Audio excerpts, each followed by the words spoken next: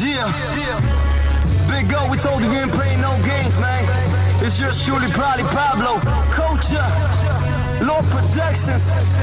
Good morning, South Florida. This is the Big O Show. You're tuned into the Big O Show. This is the Big O Show. This is the Big O Show.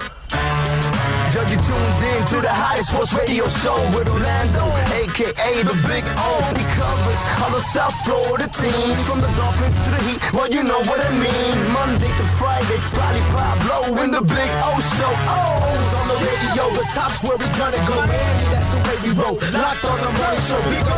No one has a similar show. Talk sports, talk plays, talk live and direct. Because nobody do it better than Big O in the set. From sunrise, listen live, it's the best of the best. He's got the fans, got the heat, he's the best of the best. Big O, the only talking sports with a style. Breaking them on in, it's Big O-N. Thank you for tuning in, keeping you glued in. Stay tuned, because right here's where the woman's in. Same place, because right here some of them begin. Simply call and just state your opinion. Real talk, sports talks, the Big O Show. Yeah, you love it, yeah, you like it, call him and let him know. Coach and Probably Pablo, now introducing the man of the hour, Big O, a.k.a. Orlando also Gary. Yeah. Duncan, kaboom. Robinson going up and in. Back-to-back triples for the second-year man out of Michigan. Duncan Robinson tripling for the third time here in the opening quarter. Tyler Hero dials up the trip. Iguodala. Hero. Iguodala's three. Kaboom. Andre Iguodala. Oh, what a first half for Kelly Olynyk. He's been terrific in the second quarter. Here's Robinson. That's good. 4-4 from downtown here in the first half of game two. Robinson gave it up. Butler got it off and buried it. Adebayo sets the screen for Dragic. Crowder from Butler. It's good. A triple for Jay Crowder, his first field goal of this game. Oh, Bam went down, so did Oladipo. Robinson stays perfect. 6 out of 6 from three-point land. Crowder. Kaboom. Jay Crowder caught a hero fastball. Oladipo defending Duncan Robinson. Buries it. Duncan Robinson is tied a Heat playoff record with 7 made threes in the playoffs. Here comes buckets. Out to Hero for three. Kaboom. Drive and kick basketball to perfection for Miami. Dragic for three. Goran Dragic. Oh, that was a big triple for him. Butler on the pull-up. Oh, a line drive laser beam for Jimmy Butler. Hero on the drive. The pitch for the Dragic through. Kaboom. Goran Dragic. 8 points in the fourth quarter. Dragic back to his left. Hero open three. Dagger. Tyler Hero.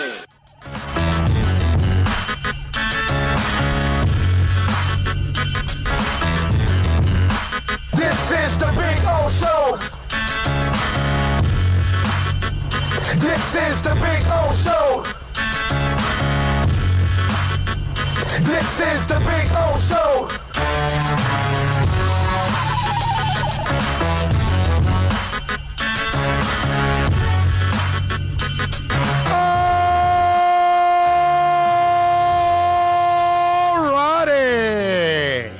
Yes, sir. We are ready to rock and roll out here at Craig Zinn's Acura of Pembroke Pines like we've been doing for 10 years. Every Friday, we're out here at 15601 Pines Boulevard, just off of I-75 in Pines. Come on by and say hi. You just heard the highlights last night from the Heat's 109-100 win over the Indianapolis Pacers, and they are taking care of business. Duncan Robinson is draining threes. T.J. Warren can't find the three if his life depended on it.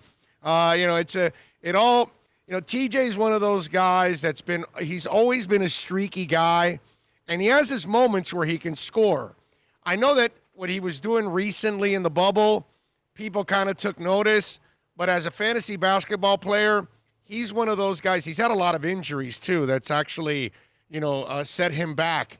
But TJ's, when Butler says he's not at my level, he's right. And that's kind of what you've watched in the games, that when he's covering him, you know that he's not going to get anything done. And TJ Warren has been a non-factor. Oladipo wasn't impactful yesterday whatsoever. I mean, you look at everything that went on in that game yesterday. Oladipo, 22 points, 6 turnovers. He did hit 4 of 11 from three-point range. But again, it's not the Oladipo. And listen, he may not be 100% back yet from his injury, so we got to kind of give him a break also. But they're counting on him. They're counting on TJ Warren. They're counting on certain guys to really lift them since Sabonis is out. And, what I like is that Miami's the better team, and they're taking care of business. And that's really, really important, because we look at the Lakers, and they got tripped up in the first game against a lesser team. I don't care what you tell me about Portland, and look what happened last night. And we'll see what happens from here on out. If the Lakers, obviously if AD plays the way he's playing and the way they're playing on defense, they should take care of business against Portland. Even though I lost that game because I took the points thinking that Portland would lose a closer game than that. It's one of those deals where it's just, you got to love the fact that Miami has come in focused and they're taking care of business against a lesser team that they're supposed to kick their ass. They're supposed to beat the Pacers. That's the idea of all of this. You know what I'm saying? And that's why you're in the position that you're in right now. They've missed Sabonis. You're the better team. Get it done. And that's exactly what they're doing. And when you see Milwaukee get tripped up, and I know they made up for it yesterday by winning the second game and kind of sending a message. But this is nice to see that Miami is in control now with a 2-0 lead. And here's the best part. Indiana doesn't have even though in this case they would be the 5th seed, so they would have been twice in Indiana right now, not 2 games in Miami. But there is no, okay, we can reset and go home. There's none of that. You're on the same court. It's the same situation, night in and night out. You're going to have one off night, and you're back at it tomorrow on Saturday. And by the way, I want to thank them for making it a 3:30 game, because we've got the 8 o'clock, football game with Inter Miami and Orlando City SC, which, of course, you can listen to it. The radio link, you can go to the radio link and go to the Inter Miami website. You can catch all of us doing the game. So I'm glad that my Saturday is not, kind of thrown off a little bit, where the Heat is playing at the same time as Inter Miami. So that's a good thing. I like that. But you don't get a lot of time to reset. You don't get home court advantage to try to reload on. Again, in this case, they would be going to Miami in Game 3, not Indy. But my point is, Indy's got nothing to fall back on. And if you're Miami, now you've got to pile on. Like Game 3, it's not a must-win by any stretch whatsoever. But, brother, you win that game on Saturday, and you end every kind of hope that Indiana may think they have. Because right now, they can still think, hey, guys, let's get back there. Saturday, we win 1. It's 2-1. We can get back on it. We can even it up. Saturday, you win, and it's over. 3-0. There's no way, no one on that Indiana team, they can say what they want. The coach can say, well, we'll take it one game at a time. Not one of them will go, oh, yeah, no, we'll beat Miami 4 straight. And I love that Miami, look, I had them advancing at least in this first round. The second round is where it starts to be a test for me, at least, as a fan, saying, okay, now let's see what you do, because they've already exceeded, I didn't think they were going to be a 4 or 5 seed. And I know it's kind of, they ended up as a 5 seed, but yeah, come on. They could have easily ended up a 4 if they really wanted to. So, whether it was a 4 or 5 seed, I'm super happy with the way they ended the season. They did better than I thought. I thought they were a 7 or 8 seed, to be honest with you. That's what I thought they were. I said it at the beginning of the year. They did better than I expected. I got them at least going through one round, and that's this round.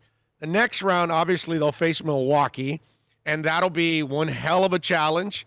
If they beat Milwaukee, then we're talking about just an incredible season for the Miami Heat. Even if they don't win a title or anything else after that, if they can get past Milwaukee, I mean, I couldn't say any more than that. But listen, if they give Milwaukee a hell of a run, I'll be happy. But they have matched up very well with them. Again, regular season, I don't put a lot of stock in it, but Miami shoots the three so well. And that's what stands out in these playoffs, right? I mean, that's what you constantly see. It's all about the shooters. The team with the best shooters is usually the team that's going to end up winning these games and these series. If you can't shoot, you're going to have a problem. Lakers had a problem shooting and scoring in game one. They ended up with a loss. You know what I'm saying? They did better yesterday, but that's because they shot better yesterday. Other guys really helped them out. That didn't help them out in the first game. And so Miami has been blessed with all the shooters they have. And Duncan Robinson, obviously, yesterday, what was he? He was 7 of 8 from three-point range, dude. I was actually, I got in the car and I was listening to the Indy broadcast for a moment. And it was the moment that Robinson missed that 1-3. And the announcer was like, wow, I didn't think he could miss one. He finally missed one. And it was like one of those deals. And they were kind of resigned to the fact that they would try to paint the picture of, hey, this is what Indy's got to do and this and that. But there was, from Doyle and his partner, I'm forgetting his name now, the amount of respect for Miami was immense. You know what I mean? It was one of those things. They didn't treat it like, you know, oh, well, this is flukish by Miami and, oh, just things are going well for them. No. They were constantly praising Miami's effort, constantly praising Miami's defense. The color guy, I forgot the damn name of the guy that was doing the color yesterday when I was listening to it. And he was a big fan of the way the Miami Heat are playing the game and all of that. So it was cool to see because obviously you can listen to Eric Reed, right, and John Crotty, and you're going to get the Homer's point of view, and you can listen to Mike Inglis, although Mike Inglis will be brutally honest, and when they're playing bad, he's like one of the few announcers, home announcers, that will actually mention that the team is playing bad. You know what I mean? So it's good because I love Mike because he adds kind of like a drama to the broadcast. And I think the Heat do a really good job by having a radio announcer that isn't a total homer because then it becomes a little boring. And in radio, you need a little drama and you got to paint the picture. And so Mike adds that drama to it instead of the complete homer broadcaster who really kind of takes all that away from you.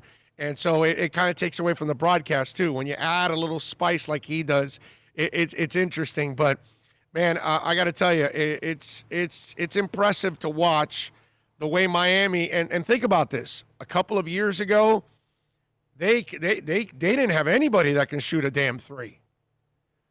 And just 2 short years, they have completely turned their team around, and now they have some of the best shooters in the NBA.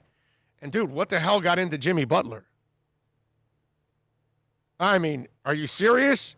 Even the Heat yesterday took a shot at the people like myself, okay, because I'm one of them, that I still don't believe Jimmy Butler is a good three-point shooter.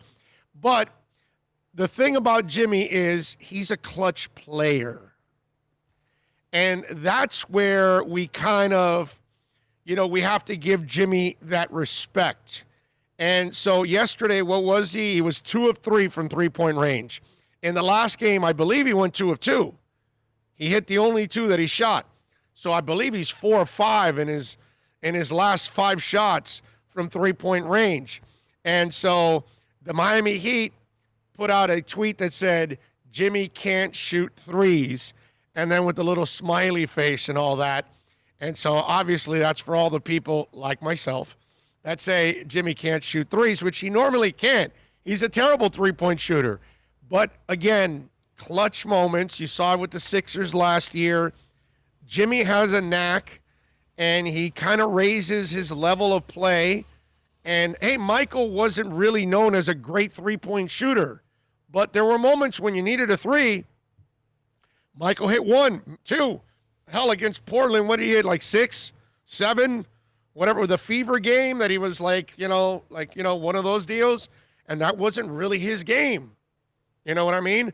But Jimmy is wired differently, man.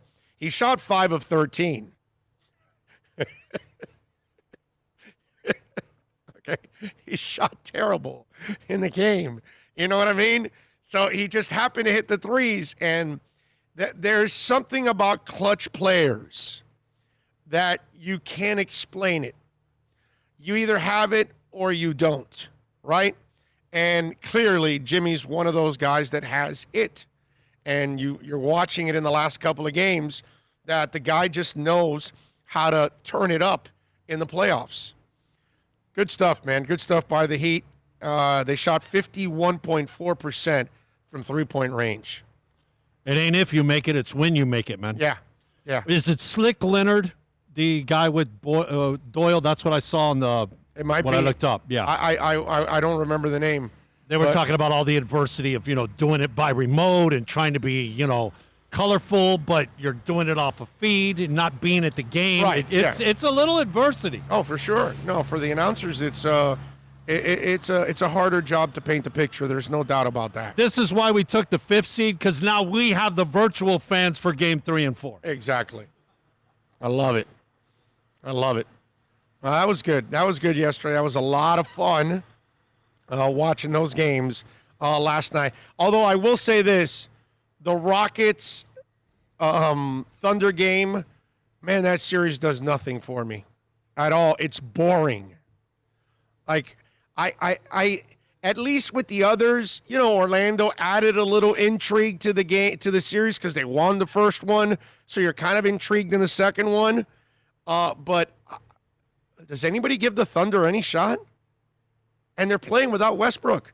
Now, all the other guys really stepped up yesterday. That was really cool. Okay? Did you get a nap like you said you were during this game? Yes, I did. I did kind of. Yes, I did nap out a little bit, like for 15, 20 minutes. I did fall asleep.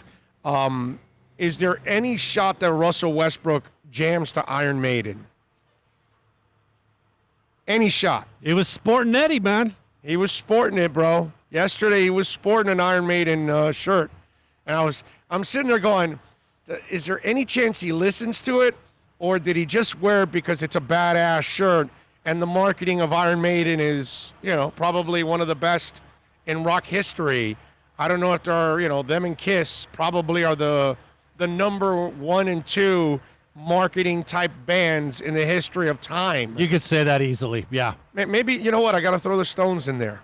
Because, that tongue is, bro, that tongue's been, forever. Yeah, but their diversification between all the different looks Eddie's had and Kiss's different, shots and different costumes. I know, but their logo sells a lot, the tongue. So, they are opening their own store. So, it's just, you got to give them a little love. So I'm thinking of some of those bands that really have been able to market their logo beastly, and Kiss and Maiden, obviously. So you were more excited about Russell sporting the Eddie shirt than the game itself. Yes, that kind of like lifted. I took a picture of it. I tweeted it out, and he shot, and something tells me, what was it Mike No-Go Zones goes, he has no idea of the rhyme of the Ancient Mariner. You know what? He might listen to it when he's working out, because Iron Maiden gets you up. Okay? Yeah, but makes you move. I don't know. Russell just doesn't give me the heavy metal dude. I don't see it in him. You know what I'm saying? Even though he plays like he's heavy metal, that's for damn sure. Because he hammers the hell out of that ball when he goes down the lane and slams. Rule number O. Gotta know at least one song from the band shirt you're wearing. I always ask, can you name one song from that band?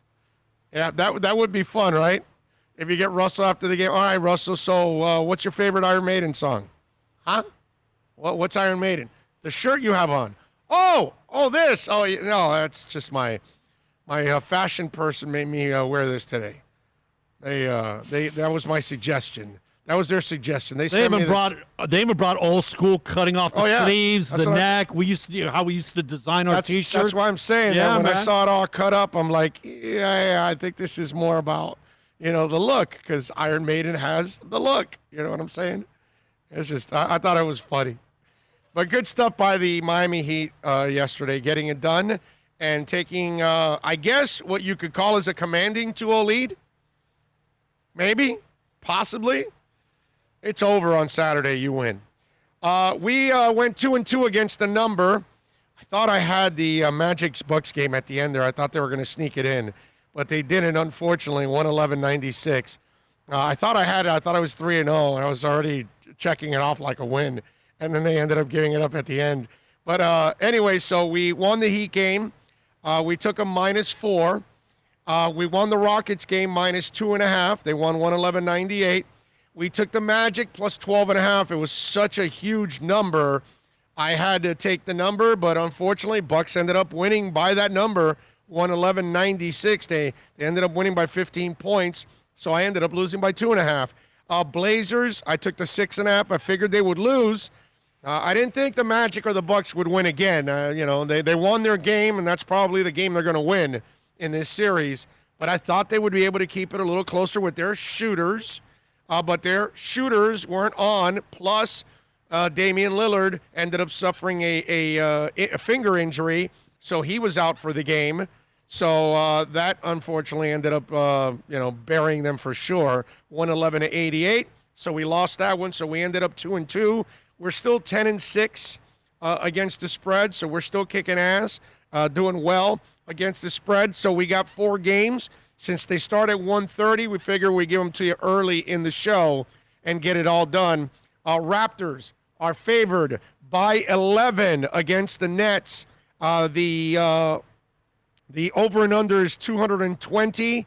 Raptors money line is -585. Nets are plus 460 if you want to take the money line. I'm going to actually lay the points here. I'm going to lay the 11. I think as the series goes on, the weight of the world falls more on the Nets, and they're going to fall more behind in this series. And I think the margins of victory could end up becoming bigger and bigger. Raptors are on a mission, okay? Make no mistake about that. Raptors are playing like they want to win the championship again. Not that they will, but they're one of those teams that's got a shot to make some noise, at least in the Eastern Conference. I don't think they can beat the Clippers or the Lakers in a 7-game set if they happen to get there. So I don't think they're winning a title. But the loss of Kawhi has forced a big chip on their shoulders because they ended up getting it done with Kawhi. So they kind of want to prove that they can get it done without him now. And so they've kind of been on that mission the entire year, and that's what you've been seeing from them. And that's why I tell you that when I look at this team now, I just think they're going to be focused as hell going into this game. I'm going to lay the 11, and I think they're going to blow out the Nets today in this game at 1:30. 4 o'clock. I've been taking the Jazz, right, because it's 4.5, 5 points, whatever it's been the last couple of games, and I've won the last 2 games with the Jazz and the Nuggets. Jazz have outplayed the Nuggets. Now it's tied up. A game apiece. This is game 3. Nuggets are now only favored by 1.5. So Vegas is expecting a closer game. I think the Nuggets are going to come out firing today. I think the youngin, Michael, the kid that had the back issue. Now I'm brain farting now. But that kid, I think, is going to be a factor today and help out in the scoring. I think Nuggets pull out a close one and win by 2 or 3 points. It's 1.5. I'm going to lay the points. I'm going with the Nuggets, 1.5. I'm going to lay the points. Celtics. I'm going to keep riding the Celtics here. I don't believe in the Sixers. They don't have shooters. They don't have enough scorers. And Boston has more of the elite perimeter players. Okay, Jaylen Brown is just a badass, bro. I mean, they've got a couple of guys on that team that are just stars, bro. And I just think they're ahead of the Sixers right now offensively. And defensively, they're pretty damn good, and they're deep. Okay, I know they lost Gordon Hayward, but they're so deep, they can play without Gordon Hayward and control this game. I'm going to lay the points once again with the Celtics. -5. I think they win comfortably, and I think they go up 3-0 in this series. We got Mavericks and Clippers. Clippers are favored by 5. I'm going to continue on the same path here that I've been on. I'm taking the Mavericks. Their offense is one of the best in the league, if not the best. The Clippers are having trouble slowing down that offense. If the Mavericks lose this game, it'll be within those 5 points. I'm taking Mavericks +5. Raptors -11. Nuggets -1.5. Celtics -5. Mavericks +5. 3 favorites, 1 dog. Let's roll. We're 10-6 against the spread. That's your picks right there in the NBA playoffs. A rat. Let's see, what else do we have here? A little roll call. Omar Lopez first in the house. Gus 1388. Morning, boys. Clee Torres. Ian from Brooklyn. Matthew Walker says hello 2-0. Victor Vitoni is in. Julius 305. DJ Gallagher. NorCal says good morning from the fired up foothills. Big O crew and listeners. Fins for life. Robert Triana. Troy Ortiz. Let's see. Ian from Brooklyn says, Big O, please tell me it's fake news that Ryan Fitzpatrick is out indefinitely. No, it's not. It's we'll get into that now, but he is out right now. They don't know how long. They're going to sign Jake Ruddock, so that tells us that this might be something that's going to take more than a day. And he's got to go through COVID and all that and pass multiple COVID tests. So that it tells you that it's going to be, and I don't know what it is. They probably would have reported if it was COVID, right? I would imagine that they would have said, hey, they've put everybody else. Sam Eguavoen just got activated off the COVID list. So it's not like they're not being honest about guys that are going on the COVID list. Plus, it opens up a roster spot if you're able to put them on a COVID list, because now you're off the roster and now you're on an injured list. So that gives you a roster spot you can fill. So something's going on. I don't know what it is, man. Look, he's got an enormous family. I just hope everything's fine with his family. I hope he's ladies and gentlemen, sometimes there's things that are more important than football. And I want the Dolphins to win. I want them to improve, but I kind of like Ryan Fitzpatrick now.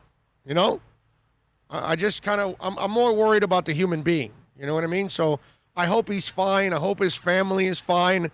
That guy's done a lot for this town and for that team and for you fans out there. He worked his ass off to be entertaining for you guys last year, and I thought he was. So let's just hope for the best for Ryan Fitzpatrick. Can I spin this now for you? Can I? Instead of worrying so much about Fitzpatrick, Fitz is what he is, bro. He's already thrown to all these guys. He'll be fine. I'm not worried about him at all. I'm really not. Guy's been in the league 20 years, bro. Okay, he knows Changeli's system. He knows the receivers, the main receivers. Devontae Parker, Preston Williams, Mike Gesicki, and Isaiah Ford. He knows them. Oh, and Jakeem Grant. He knows them all. Okay? So the young guys, he's got to get the timing down with those guys, all that. That's fine, whatever. This is a great opportunity for Josh Rosen and Tua. That's what it is. Fitz was getting all the number 1 reps.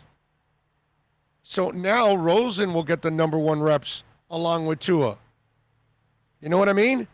And since Rosen has actually practiced well, I'll get into Omar Kelly's comments in a little bit. I thought I thought they were humorous. So, this is a great opportunity for Josh Rosen. Remember, Josh Rosen took over the offseason passing program from Ryan Fitzpatrick. He wasn't in town, so Rosen was the guy that worked out with the receivers. Well, he's thrown the ball well so far in the first couple of days of practice. So now he gets to kind of run with the big dogs a lot and show the coaches that, hey, I've improved in doing this and that. Now, listen, we're not going to get a real feel till we get to a game. But still, this is a nice opportunity for both guys to show that they have a grasp of the offense, that they're understanding what Chan Gailey's trying to teach. And Fitz is a guy that already knows Chan Gailey. Chan Gailey already knows Fitz. They've coached and played together several years now on two different teams. So the familiarity between those two guys is so comforting that I'm not worried about it. So if Fitz has to miss a couple days or a week, that when he gets back, you'll have plenty of time to get a couple practices in to then start the regular season. And he's going to know his assignments. Not worried about it at all. In fact, I'm going to look at this as a positive. Ladies and gentlemen, we're into development. We're not thinking about the Super Bowl right now, okay? We want to see Austin Jackson become the left tackle. We want to see Solomon Kinley play well. We want to see Hunt play well. We want to see Dieter climb the charts and become a starter. We want to see Preston Williams build on his second year. I'm inspired by Jakeem Grant because I know he had a rough one last year, and that sumbitch is going to be motivated to kick ass this year. You see what I'm saying? It's about Raekwon Davis. It's about Raekwon McMillan. It's about all these kind of cats, dude. That's what this is about. It's about developing players. Hopefully a Christian Wilkins improves on what he did last year. That's what this is all about. So since we're in the stage of development, okay, and I know I'm probably one of the few people that gets excited about this because I was excited about last year. I got even more excited as the year went on because I'm seeing development. And that's what I'm looking forward to this year, is watching guys develop and play better and see if Nick Needham can build on what he did last year. That's what I want, guys and ladies out there. That's what this is all about. So let's not freak out that Fitz is out and that this might kill our season and this and that. No, man, let's just relax. Hopefully it's not a serious thing. Let's focus on Josh Rosen and Tua. Let's see how they handle the next day or two or three that Fitz is out. How do they practice? How do they run the offenses? This is great practice time for them. That's the way I'm going to look at it. It's a developmental type of thing, and that's the frame of mind that you should have right now. Last year, I was trying to get people out of that frame of mind of tanking, wasn't I? The entire year. Every time I ran into somebody, no, they're not tanking. You know, I was on a show with Mark Littlebridge, and he's on with two other NFL players. They're all three NFL players. Last time, Bill, am I an NFL player, an ex-NFL player in any way? Oh, that would be a big negative. Okay. So I'm sitting there with the three NFL players. They're doing a hardcore football show. Okay, they're not clowning around and talking about stupid-ass stuff and, you know, what sandwich I ate today and if you like the public sub. No. These are three football guys. They forgot more football than I know. Okay? So two of them were like, hey, so tell us about your Dolphins. Why are they tanking? So I explained to them, and I went through the whole thing of what they did, why they tore everything down, the cap, this, that. When I was done with the conversation, I convinced both guys that they weren't tanking. They now understood what they were trying to do. Then I came back on their show 2 months later when they were in the middle of their winning streak and they were 5-4. It was like right before the New England game. And they told me, dude, you were on target. the entire time about that. Because it's about having the right way of looking at this whole thing. And if you look at it the wrong way, you set yourself up to get pissed off and frustrated. They weren't tanking. By the end of the year, everybody realized all the people that were saying tanking, they look completely dumb, right? And what happened this week now? Yannick Ngakoue, right? Mike Lombardi shoots out this irresponsible rumor about, oh, they're close on a deal. Well, did it happen, by the way? It was 3 days ago. What happened? And so then he followed up a terrible report by saying the Jets were involved. The agent of Ngakoue had to come out and say, there's nothing to this, right? But whatever. And then I got the Dolphin fans. And I think some people in the media were like, if he's available, they should go. Again, you don't understand what the Dolphins are doing. They weren't tanking, and they're not going out to overpay for a guy that's a hell of a player. But if you have to give up picks and a $20+ million salary a year for a team that's not an Ngakoue away from a Super Bowl, it's the stuff that Mike Tannenbaum used to do. And that's what this is all about. It's about having the right frame of mind. It's about looking at the Dolphins rebuild the way it's supposed to be and what they're actually doing. They're not tanking. They're not going out and spending on free agents and trading away. They're in the business of accumulating picks, not giving them away. I have you not noticed that for the last year and a half? So why would anybody say, oh, let's go trade for Ngakoue? They don't do that. Now, 3 years from now, in 2023, when they win the Super Bowl, that year they may feel going into that season they're one or two players away. That's when you mortgage. You don't mortgage for Ndamukong Suh when you're nowhere near the Super Bowl. If you were an Ndamukong Suh away from the Super Bowl because you were terrible against the run, then you get Ndamukong Suh. That's how they're going to do it in this front office. And this right here, it's not the end of the world if Ryan Fitzpatrick doesn't play. We're in a developmental stage. So let's develop Josh Rosen. Let's develop Tua. Let's develop Malcolm Perry. Let's develop all these cats. Andrew Van Ginkel, you showed me something at the end of the year, baby. Let's go. Vince Beagle is out. Time for you to step up. Development, baby. That's what this is about. Have that attitude, like I do, about them. Notice what they're doing. And then you're going to enjoy the ride a lot more. Because I tried to kind of get you enthused about it last year at the beginning of the year, okay? And people were calling me psycho and a maniac, like, how can you be looking forward to it? But a year later, now you know what now everybody knows why I was looking forward to it. Because now people are sensing what I'm sensing because it's year 2 of the build. Now we're seeing more talent on the field. You know what I mean? So...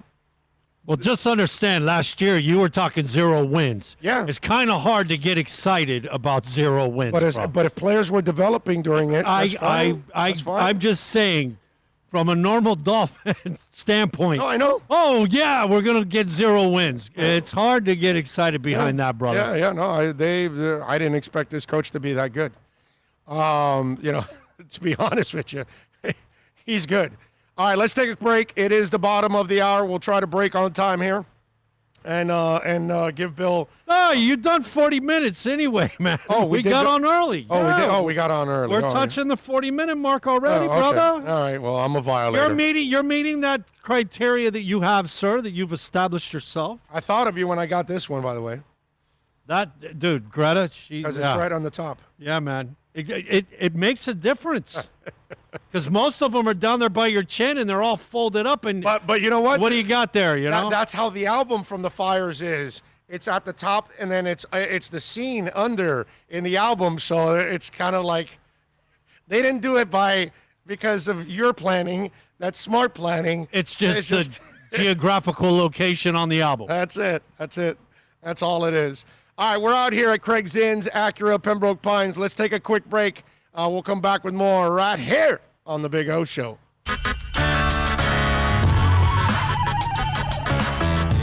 America's safest and best-selling compact luxury SUV is at Acura of Pembroke Pines, and this is how we do it. RDX, $339 a month at Acura of Pembroke Pines, the #1 volume Acura dealer. Are you tired of watching the same old travel videos on the internet? Well, then check out MikeNoGoZones.com, a travel documentary that's breaking barriers. I go to the places that the media tells you to fear, where no one else dares to go. Baltimore, Opelika, South Side of Chicago, and more. Go to MikeNoGoZones.com. It's a buyer's market at Toyota of Hollywood. Over 1,500 Toyotas on the ground, and truckloads just keep on coming. Now pay up to 50% less. 2020 Camry, not $29,000, $17,775. 2020 Corolla, not $22,000, $13,775. Buy a new 2020 Toyota with 0 down and 0% financing, or we'll make your payments till 2021 at Toyota of Hollywood, the #1 volume Toyota dealer on 441 between Hollywood Boulevard and Sheridan Street.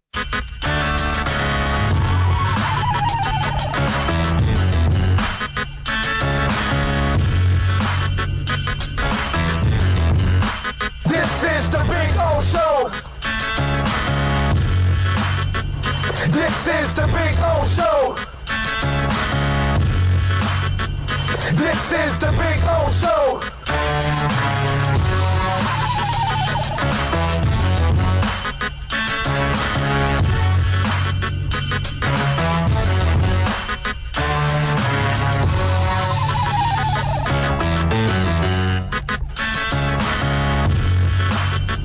This is the Big O Show.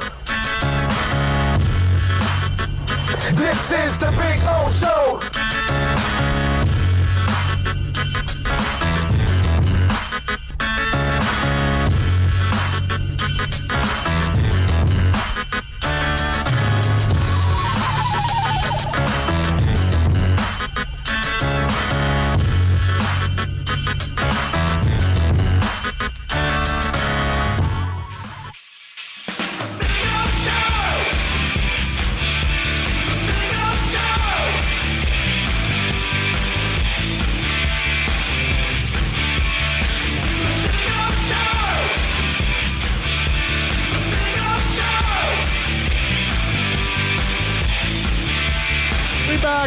We back.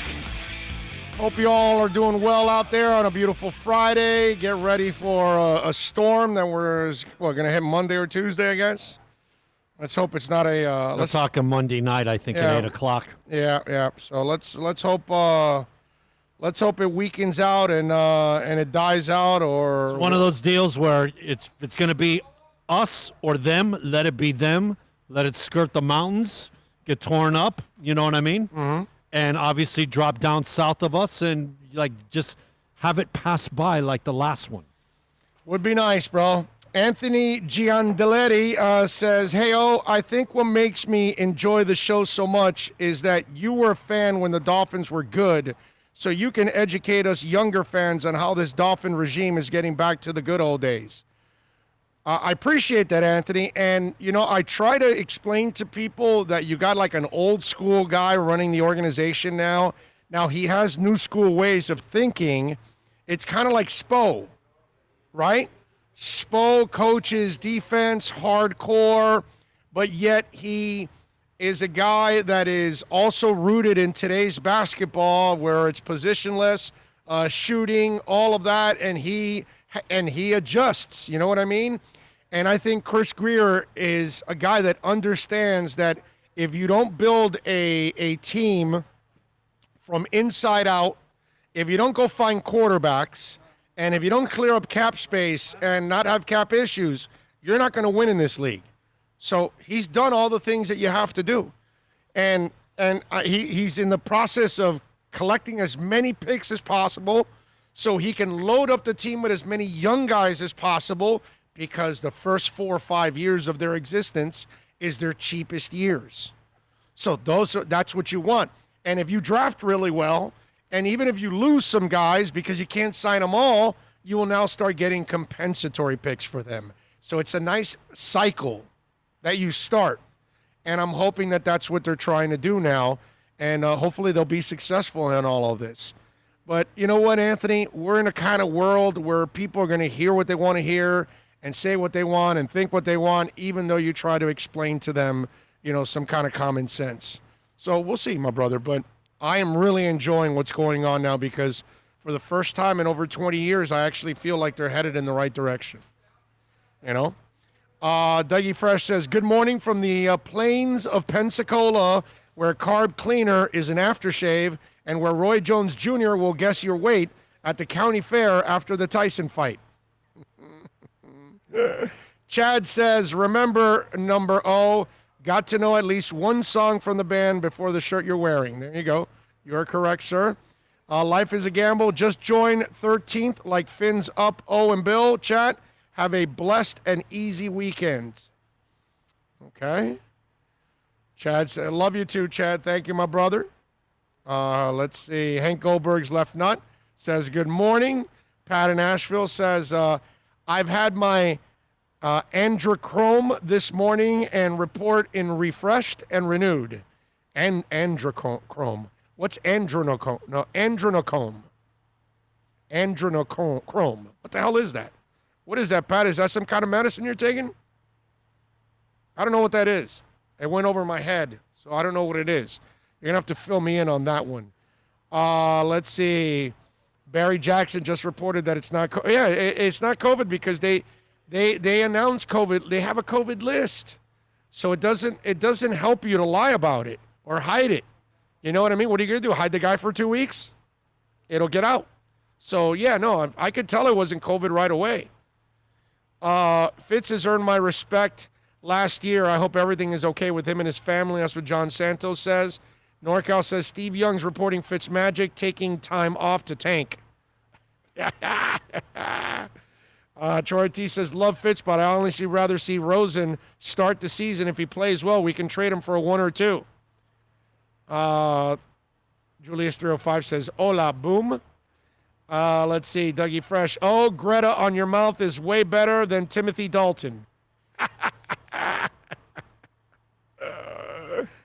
Ian from Brooklyn says, I got 2 beepers.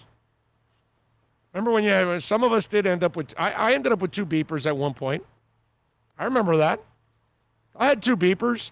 I had one from my job and one personal one because the job one wasn't really mine. It was the job's. They just gave it to me, so I had it with me all the time.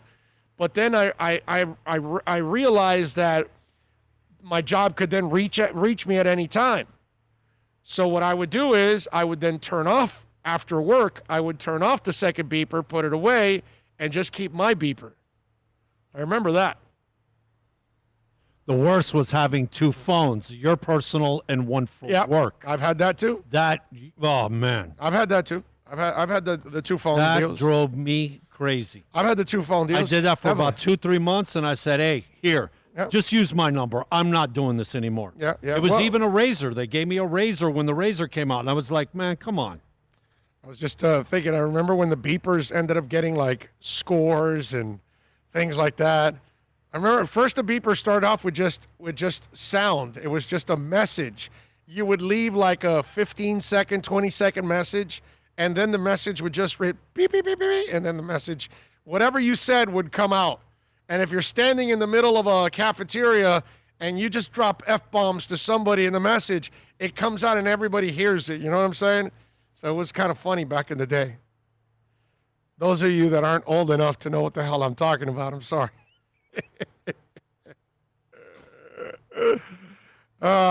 People keep saying, why should it say because of injury? But my thing is, I think they need to say because he's a rookie and there's only 1 month of preparation before the season starts.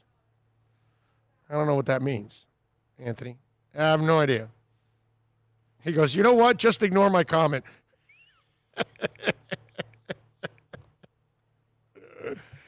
Oh, you guys are a trip. All right, 786-322-1105. If you want to get in on the text line, that's 786-322-1105. If you want to get in on the text line, you can also reach out to us on Twitter. That's at Big O Show. Follow us there as always. Pat says, sorry, according to the QAnon conspiracy theorist, androchrome is taken by the globe elite Hollywood to stay young. Oh, okay. I had no idea. All right. Lord knows I need that. Big time. You know what I did buy? I tell you guys everything. I don't really care. So my hair, right? I'm 53. I'm going to be 54 now in October. So my hair is kind of thinning out already, right? Got the entrances here a little deep. I'm starting to develop here we go. I'm developing like the human yarmulke, right? You know how it is that the back part of your head starts to bald a little bit, right? So I got one of those hats that has like 200 and something lasers on it. Freaking laser beams, sharks with laser beams. Anyway, so I got one of those hats. So it's not a, what's that called? Androchrome or whatever. But I'm going to see. Apparently it got great ratings. So let me see if it works, I'll tell you. And you can get it for yourself if you're suffering and you're starting to lose your hair a little bit. So I'm going to try. Supposedly 3 to 6 months you start seeing the growth. It's called something or something like that. Got great ratings. People on Amazon, all the people that were buying it, they loved it. So apparently a bunch of and some of the pictures that they were showing before and after from some of these people, I mean, they were really balding badly. Like, I still have hair, but I want to kind of get to the point before I'm really, really hurting. You know what I mean? So I'm trying to beat it before it actually ends up happening. You know what I'm saying? So I'll give you the update in a couple months if it actually works. Big O, nice to hear how some of the O-line rookies are doing so well in camp. My brother, let's wait till we get to a game. And then we can go. Adam, by the way, says, let me know if that hat works. I'm starting to develop a skin yarmulke.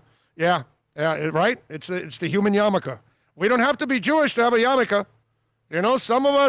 Some of us non-Jewish folks out there, as we start balding, we start developing our permanent yarmulkes. And we're walking around with a permanent yarmulke. I'd like to thank my parents for the DNA. That will never be a problem for me. No, it won't be for you. That's for sure. Thank you, Mom and Dad. That's for sure. Really, your dad, not your mom. It's your dad. My mom's got good hair. It's your dad. It's it, man. It's your dad. I'm going to give both of them credit. You can give your mom credit because she gave birth to you. But you got, dude, your hair is like identical to your dad. Like identical. That's why we're growing it, brother. Okay, all right. But it's identical, okay? I think I've seen both of you long enough to know it's freaking identical. Well, my mom's got red hair. I have tinges of red. I'm going to give a little credit to Mom, I'm saying your hair, the texture of your hair, the style of your hair. You guys are as identical as it gets when it comes to hair. His old man must be in his 70s. He's also got like he's got locks, bro. Dad is 77. Yeah, and locks are flowing. And there ain't no problem with the hairline, nothing in the back. It's full. Locks are flowing with that dude. It's freaking amazing. But yeah, I'll give you the update in a couple months if it's working. I'm going to take I think I get the hat today actually. I'm gonna take the before pictures. Like when I get the hat, I'm gonna take the picture, and then as it starts to develop, I'll take the after pictures and I'll post them on social media and everything so you guys can see if it works or it doesn't work. All right, there you go. That way you don't waste your money on it, and I did, and I got screwed if it doesn't work. But supposedly it does, because that's the best thing about buying stuff on Amazon. People tell you exactly what happened when they bought the product, and all you got to do is read a whole bunch of them, and you're going to get an overall message whether the product's good or bad right away. That's what I love about buying on Amazon. Let's see. I just accept it and shave your head like every other bald dude. Yeah, but I'm not there yet. You're right. You're right, Troy. If I was to the point that I lost it all, for sure. but I only have like a little bit of balding here, just a little bit. But I'm trying to nip it in the bud. Yeah, you're in no kind of danger. No. You can go the other way. Yes. You don't have to go razor way. You could go back and regroup. Right. So that's what I'm trying to do. I'm trying to save right now. I'm going to see if I can save it, in time. And if I can, then I'll tell you. If it works, it works. I just hope your hair follicles are listening to this idea of regrouping. Yes, let's hope so, man. Let's hope so. Spread. Multiply. Let me elaborate on something because my man Omar Kelly tweeted something out, and I couldn't have disagreed with my boy more than I did with his tweet. And so one of you out there said,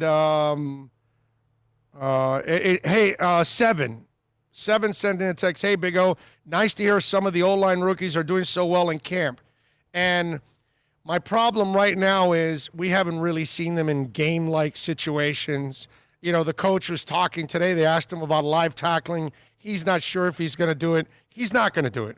He's not going to risk injuries in a situation like this right now. He's not.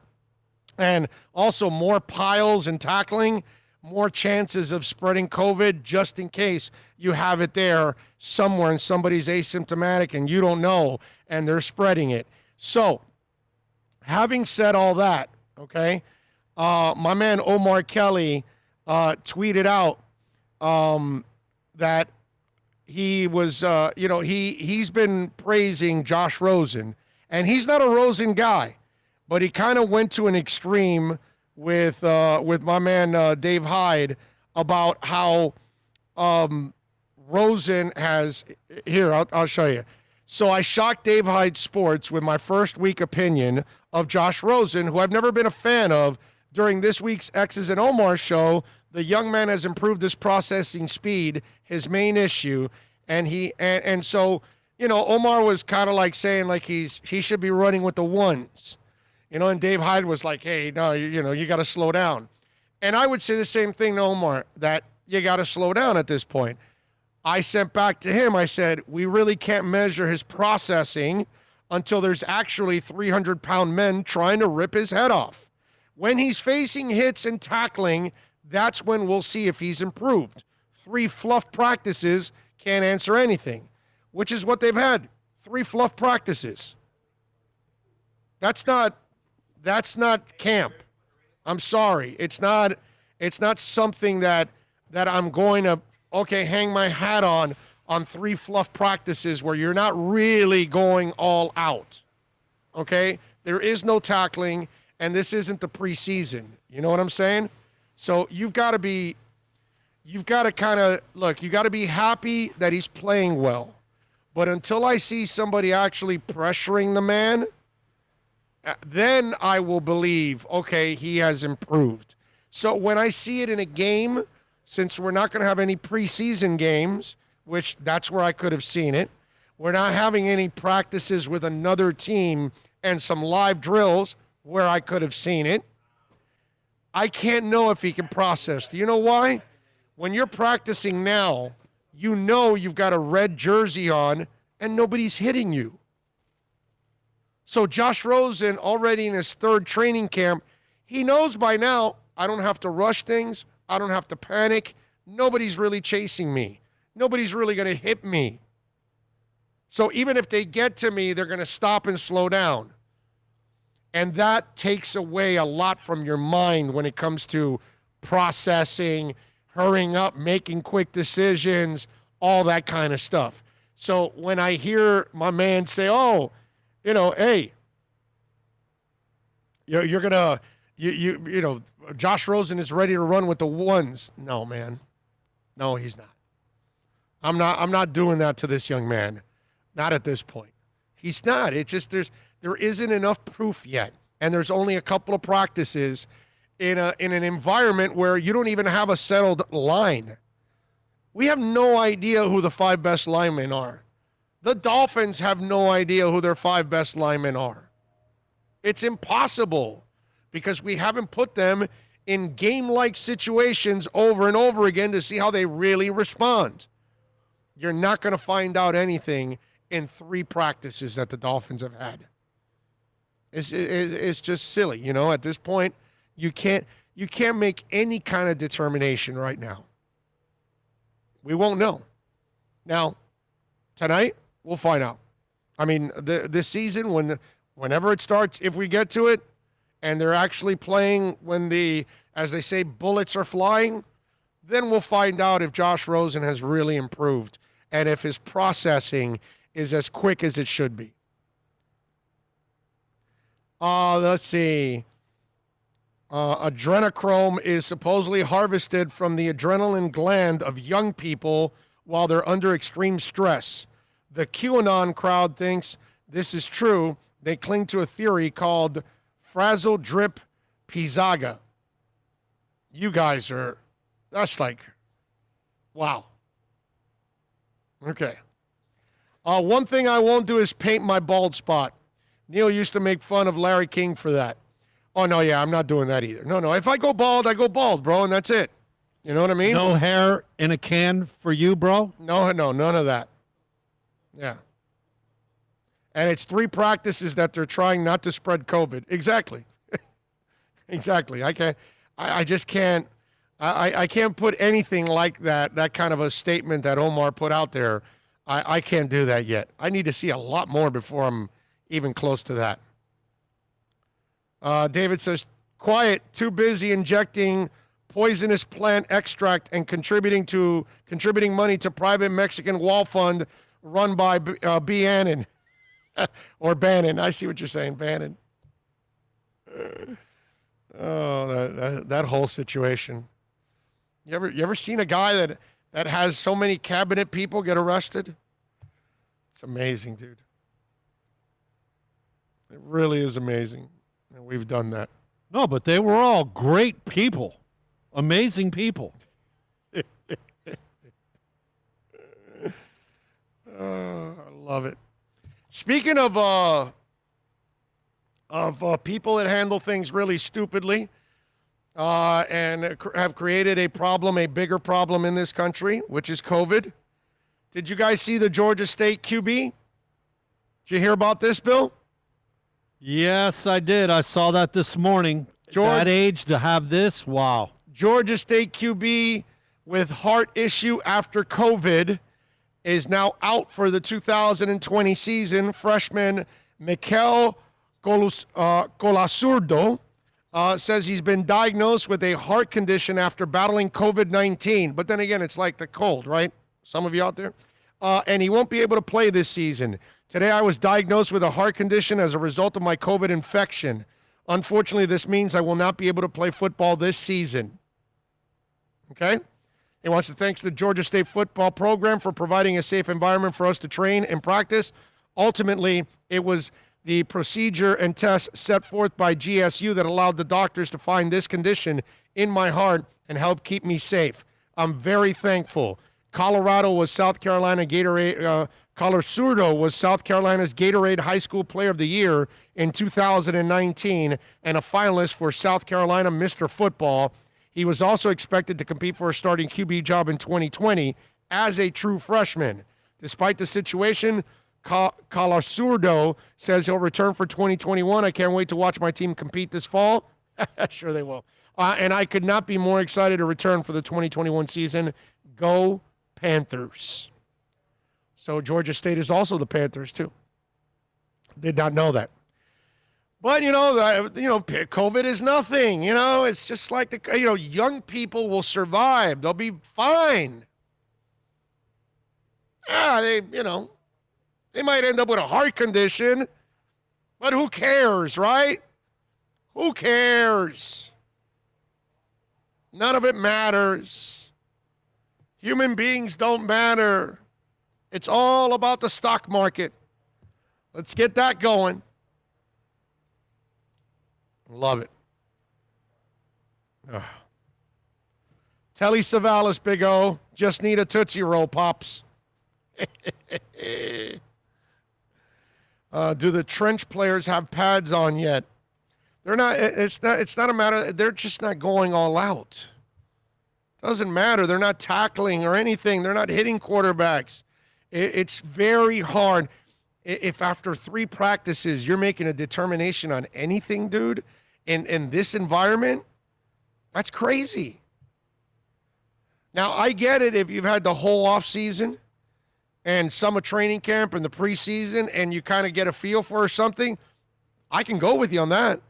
I can say, okay, well, there's been plenty of stuff going on that the coaches behind the scenes, they're lining them up like this, and this for a reason on a consistent. But now that's all throughout the mini camps, through training camp and some of the preseason games before the regular season starts.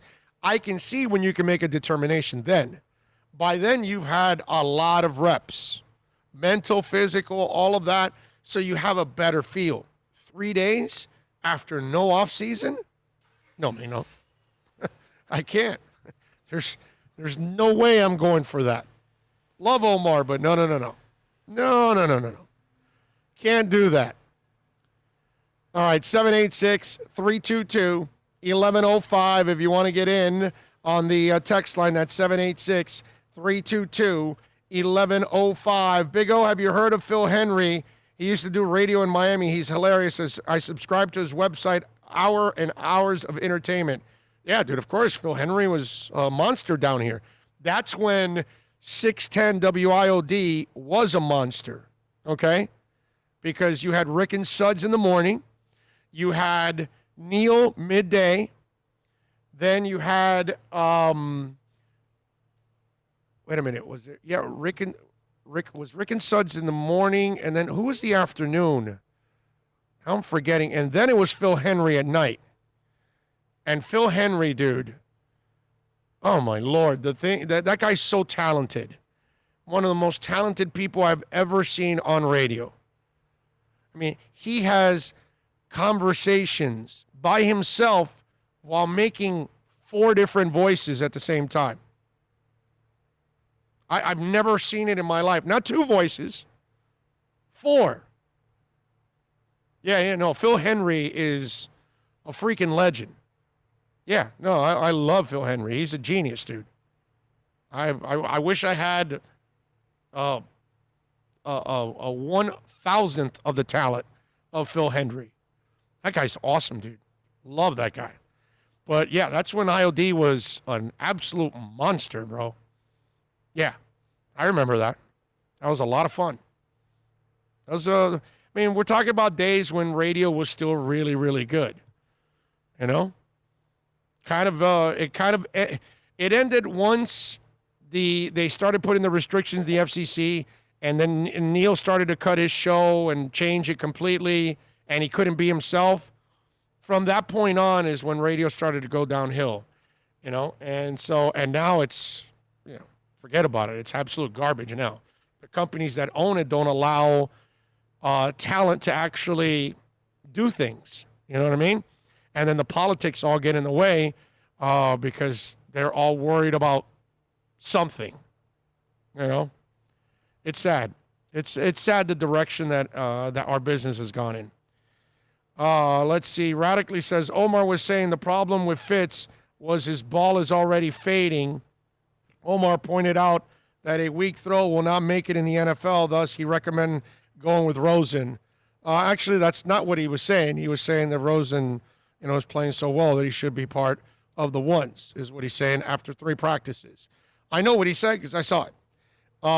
And Fitz, an arm is not in shape yet at this point.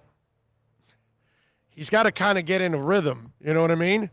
And so maybe he has a little dead arm in him right now. And that happens to plenty of quarterbacks. And then they got to kind of, you know, rest a little bit and recharge and kind of build up that arm strength again. You know, so I'm not, again, after 3 practices, I'm not ready to do anything, man. I can't say anything. I got to see a lot more. 3 practices aren't gonna cut it. And I've seen weaker arms than Fitz, and they start in the. I mean, the Carolina Panthers signed the guy with a weaker arm than Fitz. Teddy Bridgewater. Teddy Bridgewater doesn't have a strong arm. Never will. Never has. You can play in this league. You just gotta. It's all about timing and ball placement. as your arm gets, it's kind of like a pitcher. You're not throwing 98 and 97 and 101 or whatever. Now you're down in the middle to lower 90s. So now you've got to, okay, this one's 89, this is 92, 93. I got to have a little more movement now. It's about ball placement. I mean, Greg Maddux never threw hard in his entire career, and he's one of the greatest of all time. Joe Montana didn't have a strong arm at all. Jim Plunkett didn't have a gun. I mean, it just, plenty of guys in the league have not had guns, and they've survived in the league, and they've played well. Okay? If you know ball placement and you know anticipation and all those kind of things, then you'll be fine. You'll adjust. So if he is losing anything, which he is, 106 years old, then he has to adjust. Find a way to get it done. Let's see. Fan is quickly becoming a term of the past. All of this submission to what? Beyond by extension, Tifa by NFL and other pro scout leagues is, I don't know what the hell you're going on. Well, let's see. What else do we have here in the chat board? Phil Henry's impressions of people were amazing. Those characters he dreamed up were hilarious. Yeah, no, he's super, super, super talented. Henry still has a podcast. He can jump between 6 characters now. Love the old show where callers that didn't get what he was doing called in to argue with his characters. The best. And you know what was the amazing part is? That he had people fall for this crap every night. Every night he would come up with whatever, dude. It's a pastor that wants to become an abortion doctor, and he wants to, have the abortions in church right there at the podium. And then somebody would call in, and are you crazy doing this in the house of God? And then, it was just, he would just F with people like nobody could. And somehow or another, he got fools to call in, legitimate people that were actually buying into the crazy-ass interviews that he was having. That, after a while you're listening to it, you're going, this can't be real, right? And, and I'm in the business, so I knew it wasn't real. And so, but to know that people still would hear it and didn't have the common sense to pick up on it, it's amazing. It's awesome. It's the best part of the show. It's not, it almost becomes, Henry's impressions become secondary because his impressions are so good, and the arguments that he's having with himself on with 8 different voices are so awesome that you got people listening and they hook, line, and sinker. They're in. Amazing. All right, let's take a break, man. 1 hour down. We got a couple more to go. Let's 1 o'clock, Warren Sharp is going to join us. When it comes to the NFL, Warren is one of the sharpest dudes out there. That's why he's called Warren Sharp. And he comes up with stats and angles that nobody looks at. So we'll get Warren on. I love having Warren on. And we'll talk a little football with him. We'll ask him about the Dolphins, what he's expecting from them, things like that. Michelle Kaufman will join us at 2 o'clock to talk all things football. Since we do have a game tomorrow, Inter Miami hosting Orlando City right here. It'll be interesting to see how many fans are going to be outside the stadium trying to peek in, because from the gates, you can actually see parts of the field. You know what I mean? And so when I went for the Fort Lauderdale game, the one that I could go, because they did not allow us in the last couple of games because they want just, immediate staff only. And so there were actually some people outside that bike rode over the stadium to watch. I would imagine on Saturday there's going to be a couple people outside the stadium trying to get a peek of the game. Anyway, let's take a break. Hour number 2 is next. It's a buyer's market at Toyota of Hollywood. Over 1,500 Toyotas on the ground, and truckloads just keep on coming. Now pay up to 50% less. 2020 Camry, not $29,000, $17,775. 2020 Corolla, not $22,000, $13,775. Buy a new 2020 Toyota with 0 down and 0% financing, or we'll make your payments till 2021 at Toyota of Hollywood, the #1 volume Toyota dealer on 441 between Hollywood Boulevard and Sheridan Street. Are you tired of watching the same old travel videos on the internet? Well, then check out MikeNoGoZones.com, a travel documentary that's breaking barriers. I go to the places that the media tells you to fear, where no one else dares to go. Baltimore, Opelika, South Side of Chicago, and more. Go to MikeNoGoZones.com. America's safest and best-selling compact luxury SUV is at Acura of Pembroke Pines, and this is how we do it. RDX, $339 a month at Acura of Pembroke Pines, the #1 volume Acura dealer.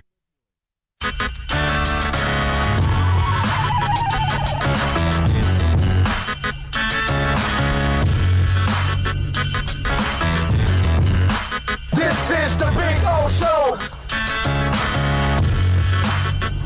This is the Big O Show. This is the Big O Show. This is the Big O Show.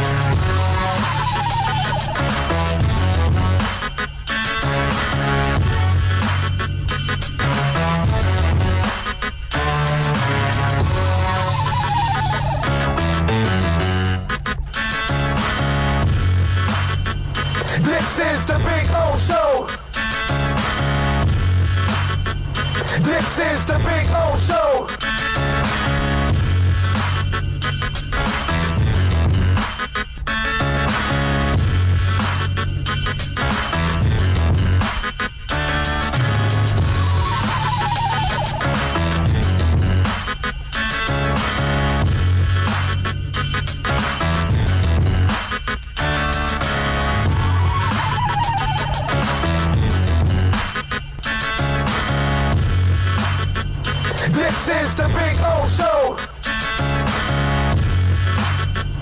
This is the Big O Show.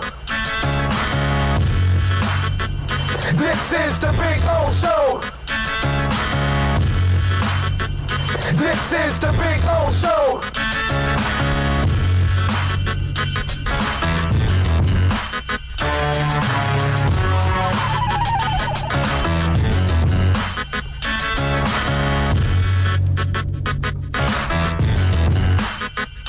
All right, we're back. We take you here till about, I would say about 2:30, something like that. We're going to have Michelle on at 2, so we'll be doing about 3.5 hours today on the program, something along those lines. We'll see if we, I don't know if we have that kind of material. I don't even know if I can talk that long. I don't know. We'll try. I've never been able to do more than 5 minutes at a time, so it's kind of a struggle for me. We'll see if we can squeeze it in, and the stuff too. We'll try. Ron Rivera disclosed that he has cancer. That is crazy, man. Ron Rivera, let me tell you, is one of the best human beings you will meet on the planet. He's a really good dude. I've gotten to know Ron over the years. I got to know him really well when he was an assistant coach.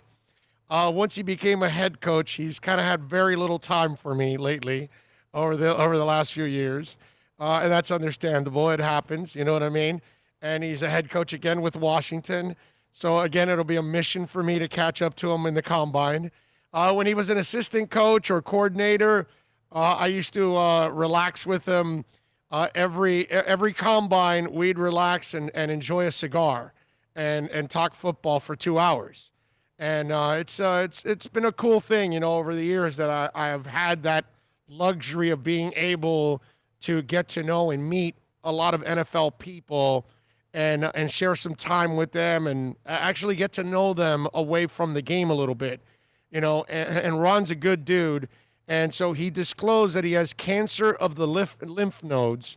And Schefter reported that Rivera shared the news with his team on Thursday night. He's in the early stages, and he says it's very treatable and curable. And Rivera, it's business as usual. However, Plan B is in place in the event he can't coach. Rivera's condition puts him in an enhanced risk in the event he contracts COVID-19. So the Washington football team has been turning the corner under Rivera's leadership.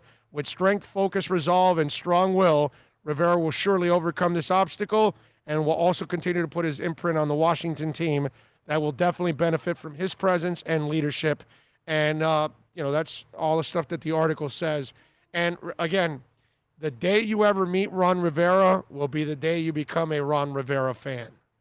And for those of you that are old enough, you saw him as a player. The guy was a hard-nosed, blue-collar player. He's been a heck of a coach overall. He's a guy that commands respect from players. Why? Because he also played the game. You know what I mean? And I think he understands players. And he does a good job of reaching them. And so, hearing that news, I immediately sent him a text myself. But just thoughts and prayers to Rivera and his family. I hope he's able. I know he's going to overcome this thing, man. I know that for a fact. He'll end up overcoming it. All right, 786-322-1105. That's 786-322-1105. If you want to get in on the text line, we always answer your text there on the text line. O is on the text line. The bottom line, no BS. The true measures of Neil, Rick and Suds, Hank, Mad Dog, you, Phil Henry era was that it made being stuck in South Florida traffic a good thing, or at minimum bearable. I was living in my car for a year or so, and I listened religiously. What a crazy time. God bless you all, James. Thank you, James. Appreciate you. That's when radio was radio, man. Radio was radio in the 80s, 90s to the very early 2000s. Very early, maybe. And that's it. It ran out of gas. And it's just gotten progressively worse and worse and worse. See, what happens a lot in our business is that it's not radio people that are in charge making the decisions. And if you don't understand our business, you cannot be successful in our business. And so just because you're a salesperson doesn't mean you can be a radio salesperson. It's a whole different ballgame. And just because you know business doesn't mean you know radio business, and doesn't mean you can program a radio station, doesn't really mean that you know how to find people to get on the air, all those kind of things. And that happens in our business. We have too many people that don't belong in the business. That's why Intercom's gone to crap. And here in Miami, they got several knuckleheads at the top that have no idea what the hell they're doing. But I mean, it's up to you, man. You want to run a business, make sure you get the right people around you, or if not, you are definitely screwed.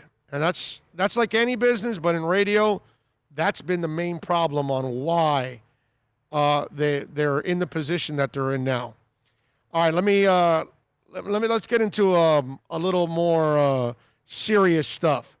Tom Brenneman, as you all know, and if you don't know, he's the guy that had a gay slur in the middle of a Reds broadcast. Bill, can you play the gay slur that this man had, Tom Brenneman, 2 nights ago on a Reds Kansas City Royals broadcast? Go ahead.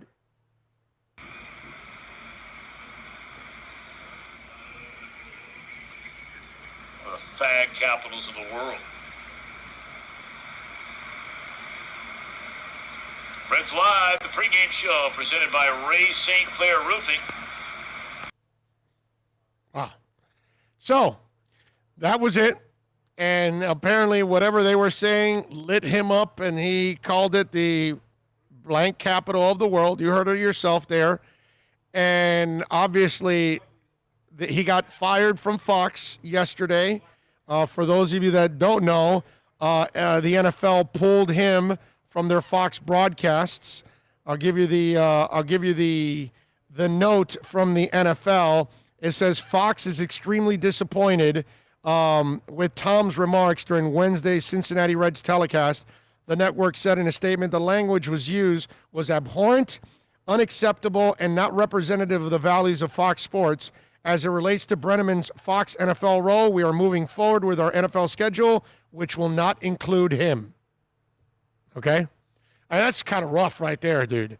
And I would imagine, I haven't heard yet, but the Reds put him indefinitely on suspension. They should be firing him any minute now if they haven't, and I haven't seen it yet. He deserves to lose his jobs. Just the way it is. This is a guy with serious hate issues, okay? And now he came out to apologize because, do we have the apology, Bill? Do you still have the apology from yesterday? Can you pull that up just for the hell of it?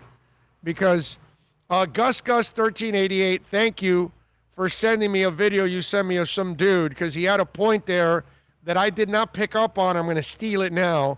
Go ahead, play that apology from Tom Brenneman, which was a weak-ass apology from him. Bill will pull it up now in a second. I surprised him with it. He was ready with the other thing because we had him prepared. But this one, I surprised his ass. So now he's got to scramble for it, because I wasn't thinking of playing it. But now that I'm thinking about the apology to the LGBT community, you got to hear the original apology. So, Bill, are you ready? Here we go. Listen to Tom Brenneman apologize. As Holland takes over on the mound, I made a comment earlier tonight that I guess went out over the air that I am deeply ashamed of. If I have hurt anyone out there, I can't tell you how much I say from the bottom of my heart. I'm so very, very sorry. I pride myself and think of myself as a man of faith. As there's a drive in a deep left field by Castellanos, it will be a home run. And so that'll make it a 4-0 ball game. I don't know if I'm going to be putting on this headset again. I don't know if it's going to be for the Reds. I don't know if it's going to be for my bosses at Fox. I want to apologize for the people who signed my paycheck. For the Reds, for Fox Sports Ohio, for the people I work with, for anybody that I've offended here tonight. I can't begin to tell you how deeply sorry I am. That is not who I am, and never has been. And I'd like to think maybe I could have some people that could back that up. I am very, very sorry, and I beg for your forgiveness. Jim Day will take you the rest of the way home. Gus1388, you're a maniac, by the way. You're always sending me stuff. You're awesome. I love you for that. He sent me this video of this guy that was on this rant, and I did not realize it. Did you realize it, Bill, that in that entire apology, he never apologized to the LGBT community? No, it's all about trying to keep his job. Right, but first, self-serving, But that's the person you had. Those are the people you. Those are the people you offended. That's who you got to apologize. Dude, that's who you got to first direct your apology to. And he never did. And obviously he got criticized for it, a lot of people. So he followed up now, and then he says, he then had a direct apology. He says, "I'm truly and deeply sorry. You should never be denigrated with crude and hateful language. I failed you. I cannot say enough of how sorry I am." Brenneman, who also has already spoken with MLB executive Billy Beane, who is openly gay, and Beane has agreed to work with him on how to become a more informed person. He says, "I immediately plan to participate in diversity, equity, and inclusion training and have reached out to PFLAG for resources and guidance," Tom said. Now, he's doing all of the, he's trying to repair everything as soon as he can. And my problem with all of this is you can't, dude. You can't. You're probably, he looks like he's in his 60s now, maybe late 50s at this point. You're kind of set in your ways. And now you're sorry because you got busted.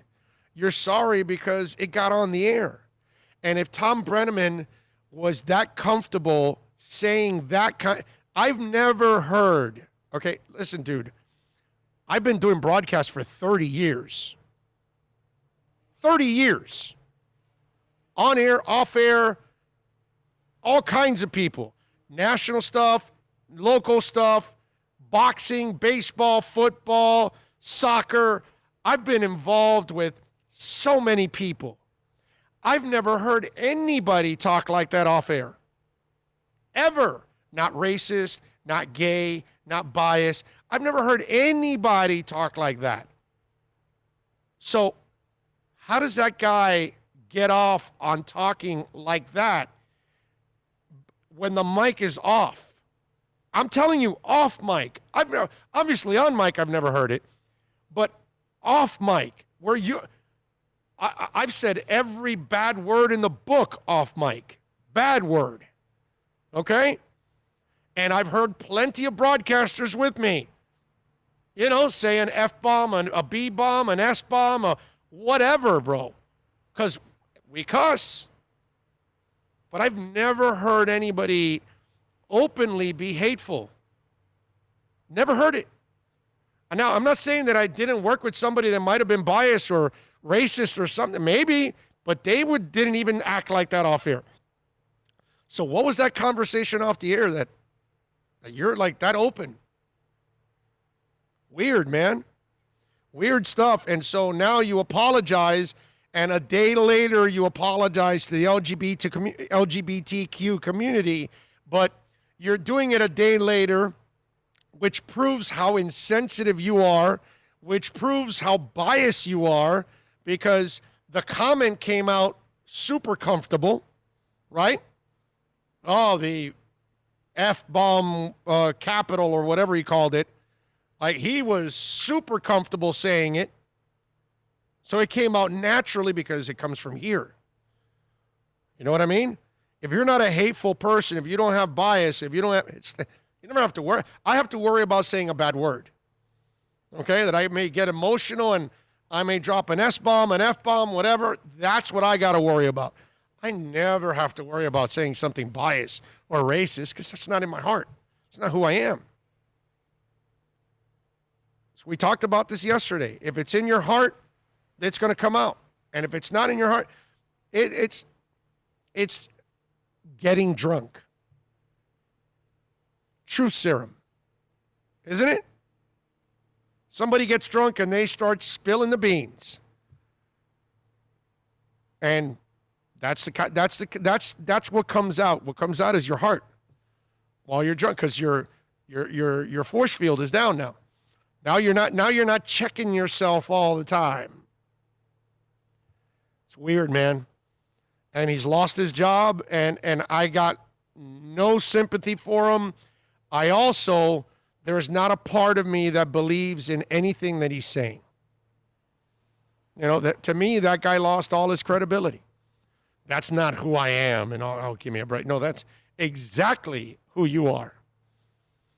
And all this damage control you're trying to do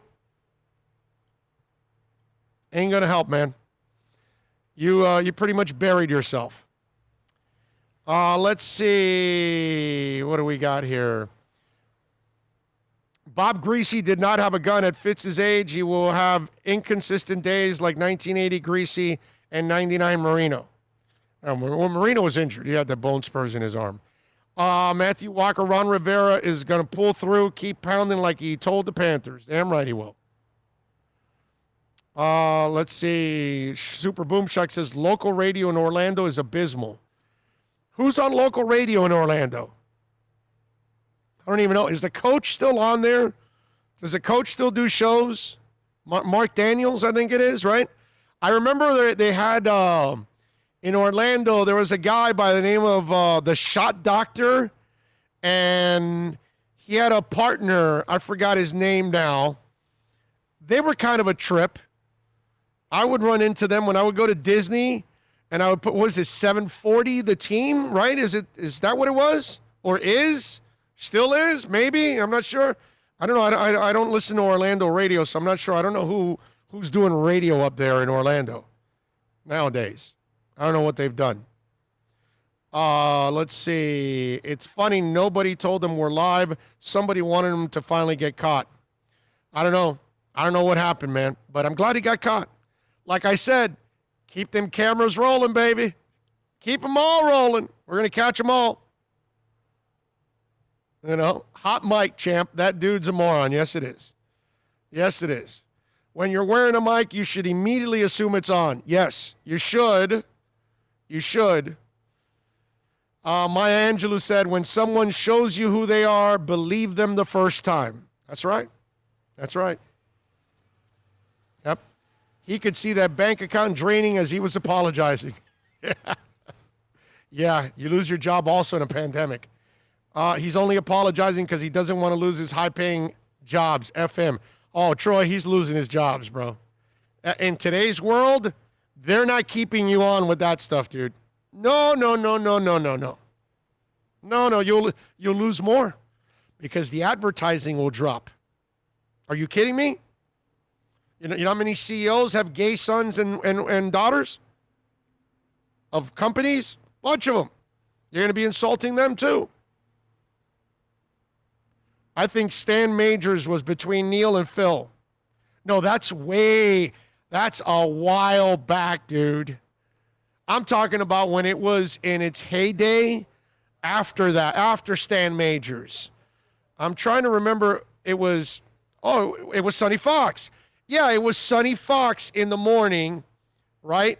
And then it was in the afternoon, it was, damn, bro. Yeah, Sonny Fox, Neil, and, God. Yeah, no way, Rick and Suds in the morning.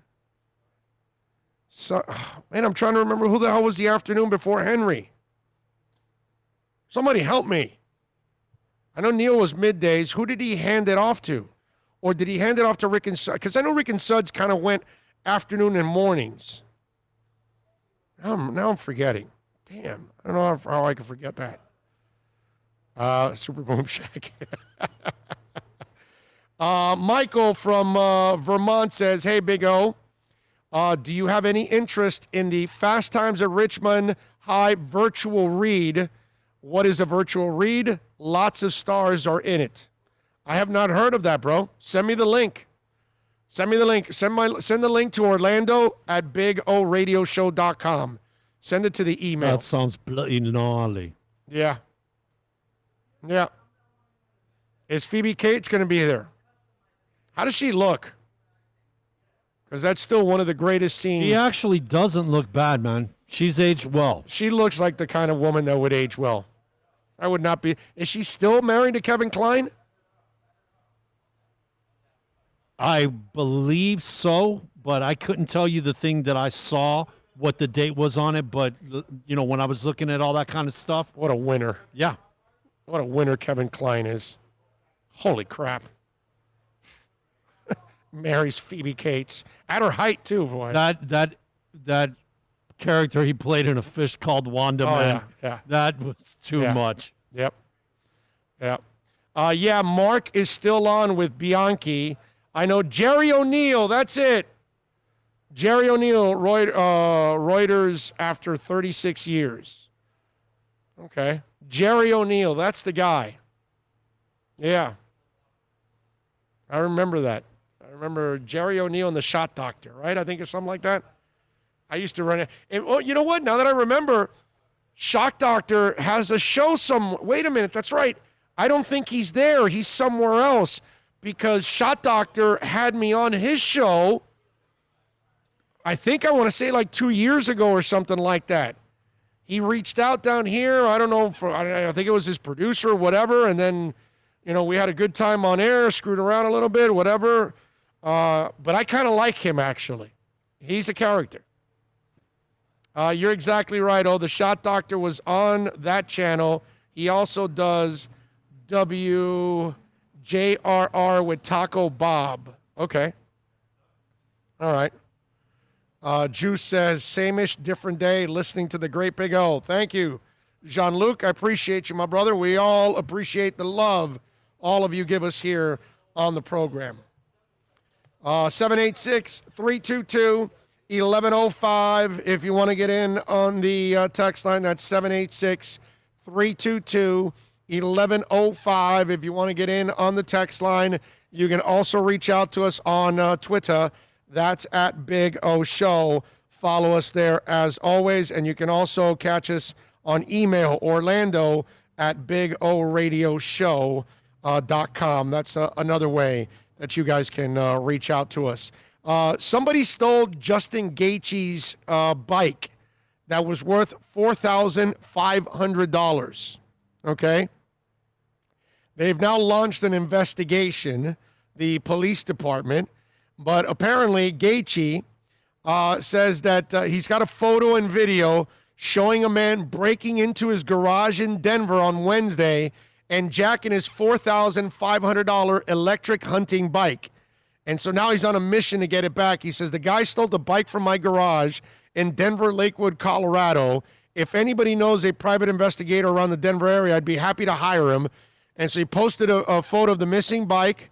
It's a Rambo R1000 XP, which comes with a $4,500 price tag. Now, I don't know yet if they've caught the guy because I saw this story last night. Hope they do. But isn't there a part of you when I read this story and I tell you this, right? And you know Justin Gaethje's a badass, right? Don't you want to see Justin Gaethje catch the guy? Just to watch Justin Gaethje beat the crap out of the guy for stealing the bike, right? Because I don't have any sympathy for you if you're stealing somebody else's property. You know what I mean? I am all for protesting, okay? I more power to you if you're out there protesting. I'm not out for looting and rioting. No. I don't have any patience for that. Your ass needs to be in jail. Okay? That's the kind of stuff listen, man, we all work hard for our money. We all want to enjoy our things in life. We don't want any of our stuff damaged or stolen or destroyed after we worked hard for it. Justin Gaethje puts his life on the line practically every time he steps into an octagon. That guy earns every bit of his money. Okay? I know he's got more money than you and I know that $4,500 for him is not the kind of hit it would be for you or me. I get all of that. But it's about the principle, okay? It's about not being a scumbag in life, all right? It's about respecting the space of other human beings. And obviously that guy did not. And that's why there's a part of me that would give anything. I would pay a couple of bucks, okay? I may not pay for Roy Jones Jr. and Tyson, but I will pay to watch Justin Gaethje catch the guy that stole his bike and kick his ass. Dana White is listening. He's in the process of getting a private detective in the Colorado area. Would love it. When J.R. Smith kicked the crap out of that guy that was breaking into his car, I loved it. Loved it. I know JR then apologized. You hated that. You hated that. What do you mean I hated that? Oh, I I hated that apology. he apologized. Yes, that's right. You remember. And then he apologized after, which was I was sick to my stomach that he apologized. Dude, he's damaging your property, bro. No, man. Somebody steps into your crib. They damage your car. They're stealing your bike. Kick their ass, bro. And that's where I want to see Justin Gaethje. I don't know, maybe break his leg, break an arm, and then just let him go by just let him figure out a way to get to the hospital on his own. I've always been partial to the orbital bone jaw rib combination. All right, that's fine. I'll take that.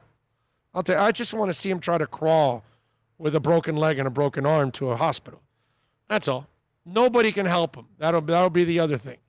Just want to see his ass crawl. Because I have no respect for people like that. I hate it. I hate it.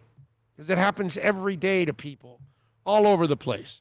They get their car damaged. They get their bike stolen, their house broken into. It's like, and it just ruins your day. You know what I mean? Month, year, depending on the kind of damage. So I saw that and I was like, can he just catch him just for a moment? Just give Gaethje just a minute with the guy. 1 minute. All right, I gotta give. You guys are exploding on the super chat here. First of all, Ian from Brooklyn, do it.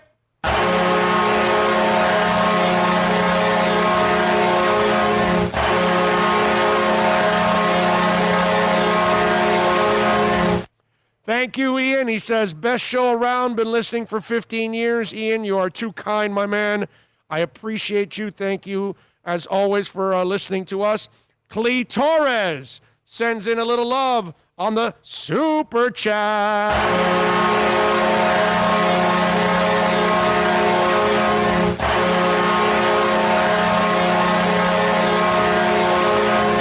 Clee, thank you, sir. As always, loyal listener, always keeping it locked here. We appreciate you. And then comes up the man that always drops the big one, the Super Boom Shack.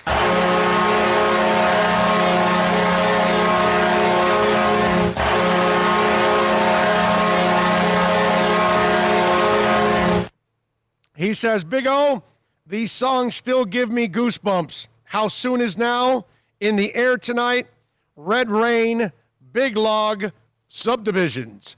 Are there any songs that give you goosebumps? Happy Friday, everybody.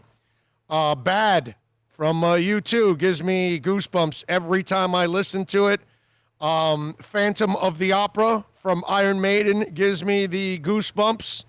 Three Sunrises from U2. It's from the EP.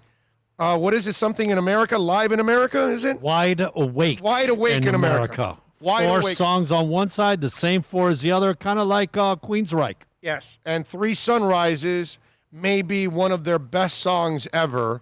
That gives me goosebumps. That album actually never talked about. It's awesome. Yep. More Than a Feeling from Boston is one of those that gives me goosebumps, I would say. It's a couple of them. There's a couple. In the Air Tonight's pretty good too, actually, now that I think about it. Did you guys see it's two young brothers and they listen to rock songs. And they like rock songs they've never heard in their life, right? Because they're young guys. They're probably, I don't know, 18, 20. I don't know their names, but I ran into it on YouTube. And they had never heard In the Air Tonight. And it was for the first time, and their reaction was freaking classic, dude. It was awesome. It was funny. They have those videos now all over the place where it's kids and old people, and they put on music that they would never listen to, right? You know? And so it's funny just to hear their reactions, how much they hate it, how much they like it. Those two young cats are a trip, dude. I don't know if you can catch them. I don't know their names. Maybe one of you out there know their names. But it's two young guys, and I got to tell you, it's funny. It's funny. It's interesting. You got to check it out. And they trip out that the drums comes in like 2 minutes and something into the song like they've never heard, which is true. When they brought it up, I was like, now that I think about it, usually drums don't wait that late to come into a song, and they were right about that actually.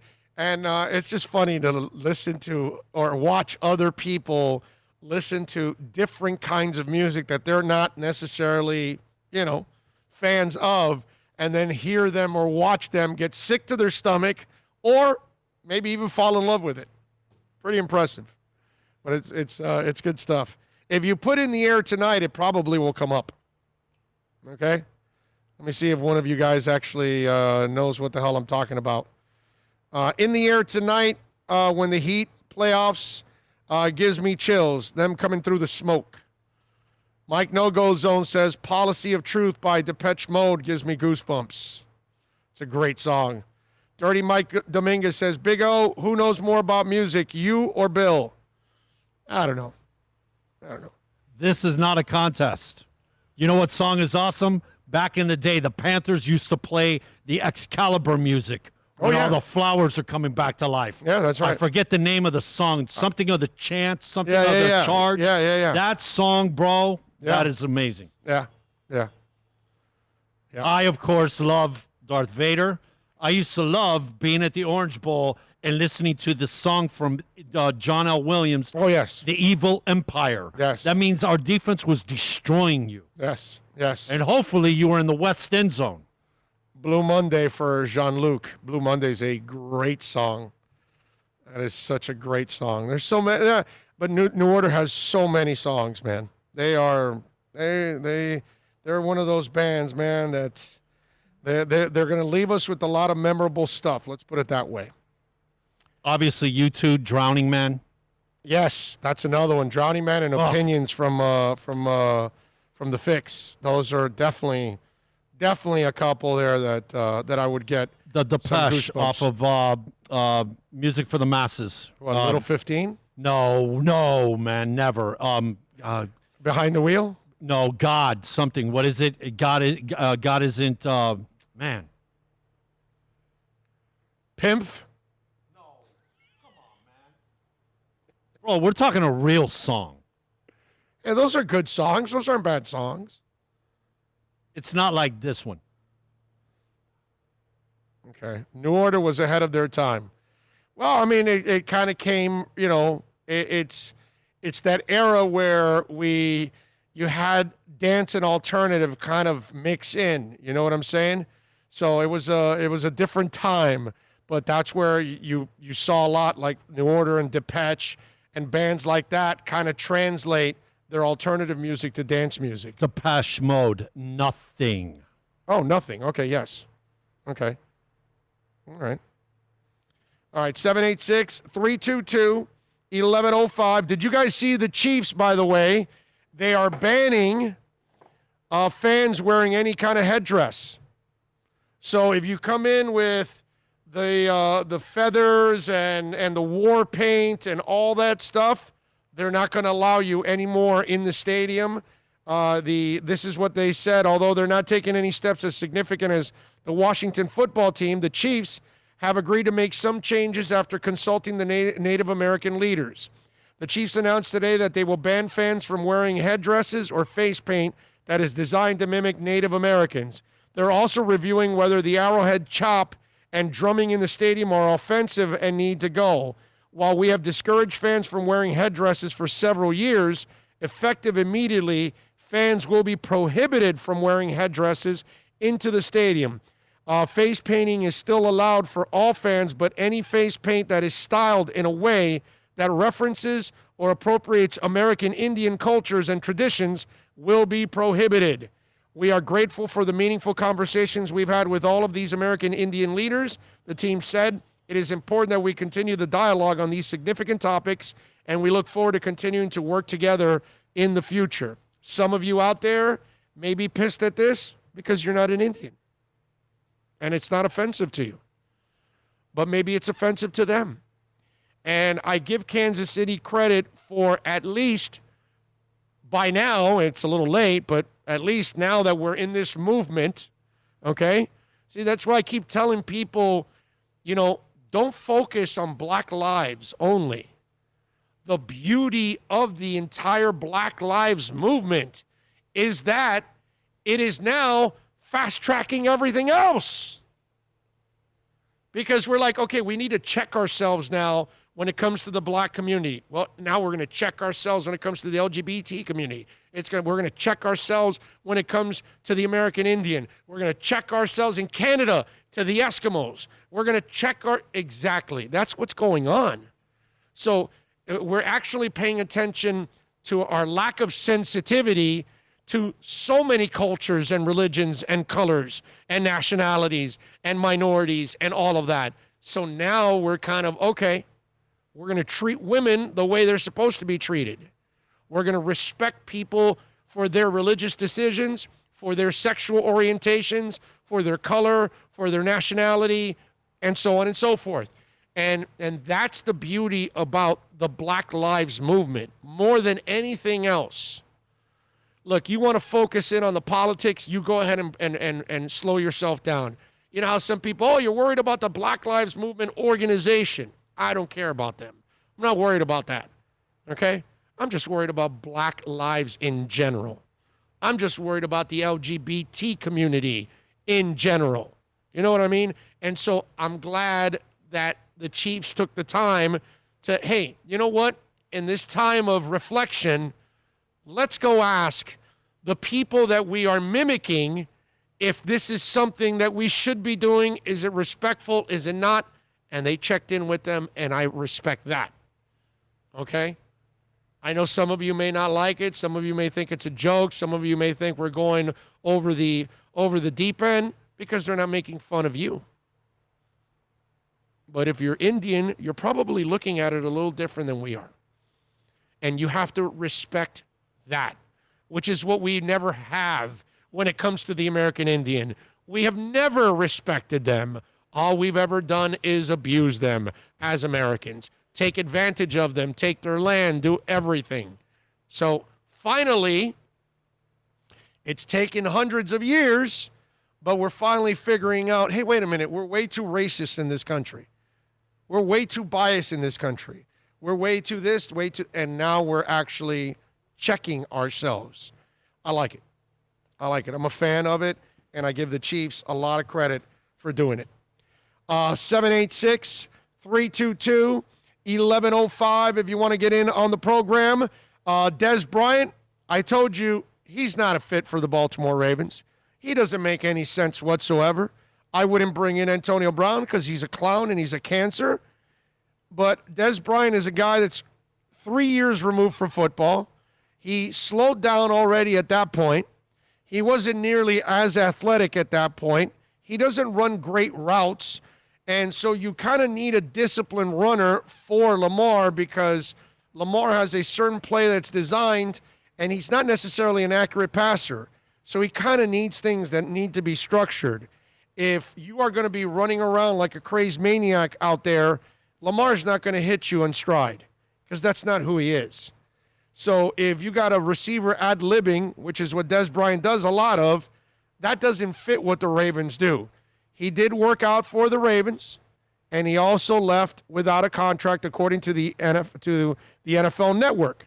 He worked out. It says it's no surprise that the Ravens aren't exactly eager to sign Bryant, and he hasn't played in an NFL game since the end of the 2017 season. But working out, he at least gets the opportunity to show the Ravens what he can do and also give them a call if they find themselves in needing a receiver down the road. This is kicking the tires, and who knows, maybe doing a favor.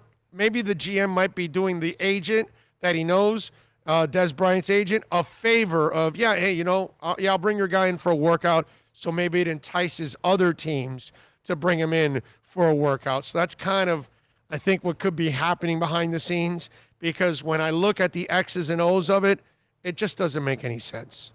It really doesn't. By the way, every time they open that door in the showroom, man, you feel that cold air coming in, mixing with ours. So good. Good. Looking it up, The Siege of Camelardi is the song from Excalibur.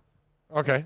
All right. And another one, man, Dimension, I know you love, man, Armageddon Days. Oh, yeah. Oh. Yes, Armageddon Days, yes.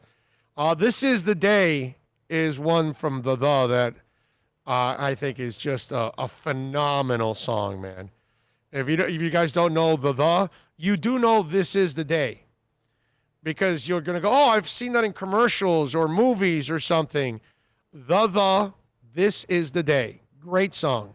And if you want a song that's phenomenal from that goes kind of under the radar, unless you know the band well, then you'll know the song. But if you don't know the band well, you won't know this song. It's called Infected. The beat in Infected from the. Speaking of alternative music that mixes in with a little dance, Infected is one of those. Absolutely awesome. What is wrong with being a Chief? I saw it as a sign of respect. I wish I was a Chief. I give the organization credit too, but I'm curious how it's offensive. Flipper 13, you're not an Indian. So somebody dressed up as an Indian and a chief, it insults them probably because they're not Indians and they're not Chiefs. So they're kind of making fun of it in a way. And they're using it for football purposes. And in their mind, a chief is a soldier, is a person, a leader, not a gimmick part of a football team. You know what I mean? Because that's what it is. You're just a gimmick out there. So the Indian is looking at it going, so my image is a gimmick to you? I'm just saying. I have two scenarios. Take a step back and put yourself in an Indian's shoes. Okay? Put yourself in those shoes, and then look at a white man acting like a chief, and what do you think they're going to think? You know? So we got to be we've been desensitized. It's kind of like we're desensitized with COVID deaths every single day already. We're kind of used to, it's 1,000 died. Oh, okay. Well, it's 900. Wow. Great progress. Dude, it's 900. Well, but they're old. Okay? And so the abuse of the Indian has been going on for hundreds of years. So to us, putting on face paint and feathers seems harmless to us.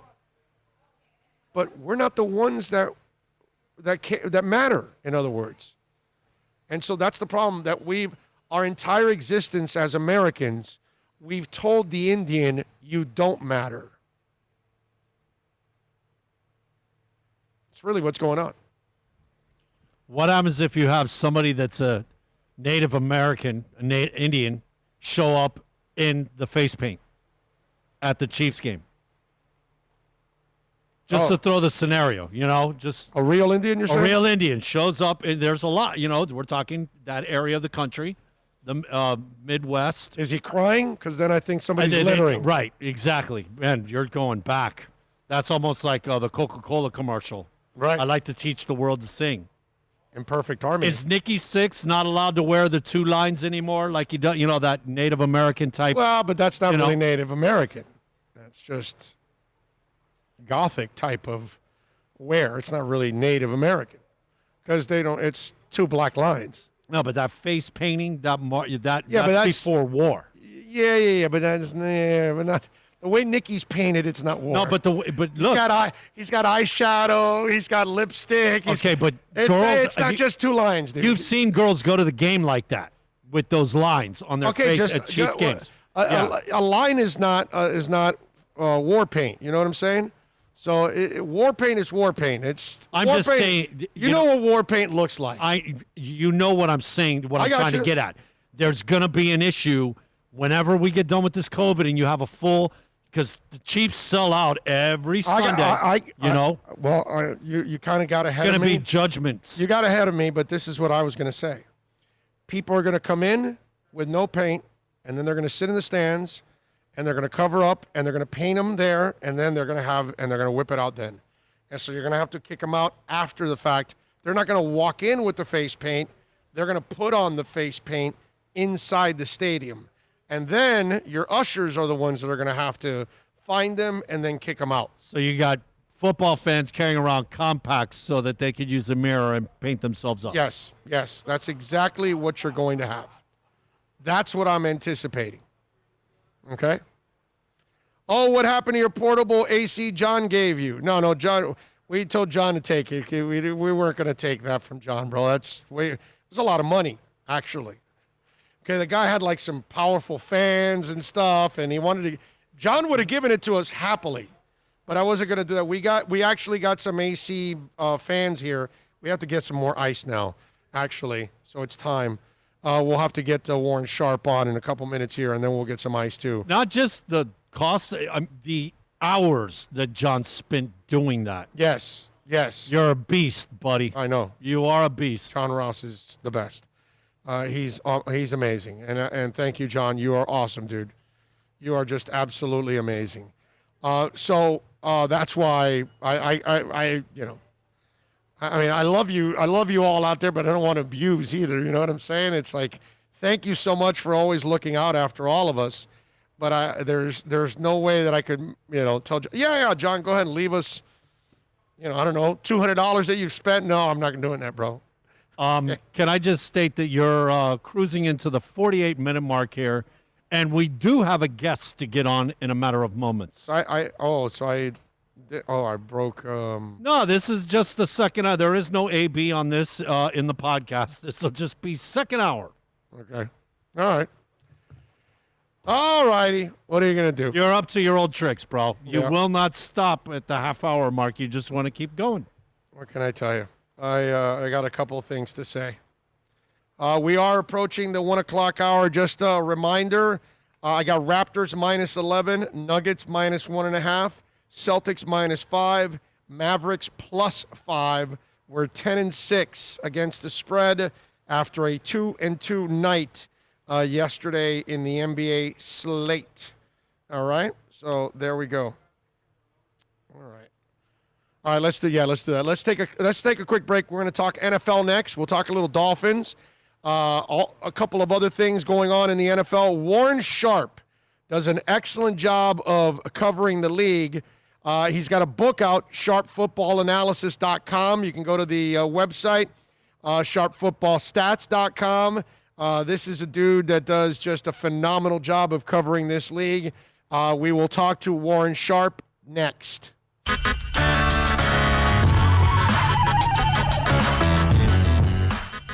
America's safest and best-selling compact luxury SUV is at Acura of Pembroke Pines, and this is how we do it. RDX, $339 a month at Acura of Pembroke Pines, the #1 volume Acura dealer. Are you tired of watching the same old travel videos on the internet? Well, then check out MikeNoGoZones.com, a travel documentary that's breaking barriers. I go to the places that the media tells you to fear, where no one else dares to go. Baltimore, Opelika, South Side of Chicago, and more. Go to MikeNoGoZones.com.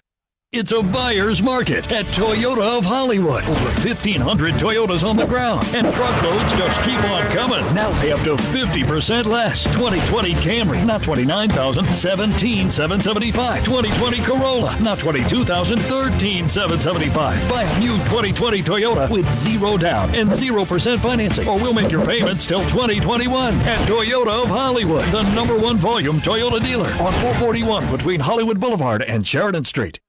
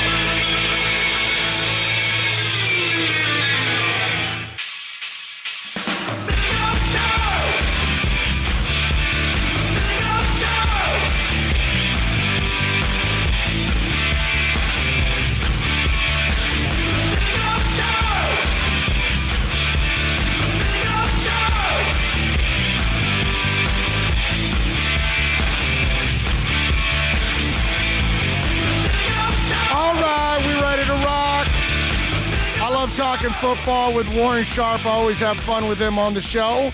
And, of course, you can follow him on Twitter at Sharp Football, Sharp Football Analysis. Go to the website, sharpfootballanalysis.com or sharpfootballstats.com. He's got the book out already. You can purchase the book, and you can become a smarter football fan. That's what it's all about. Warren, how you doing, baby? Hey, I'm doing great. How are you? Can't complain, my brother. We are hoping that we get a football season here. You know, Warren, I was thinking about it. It's going to be a chaotic type of situation this year, considering everything our boy Flores went through last year, where it was chaotic and he was bringing people off the street and starting them and then cutting them and bringing new people.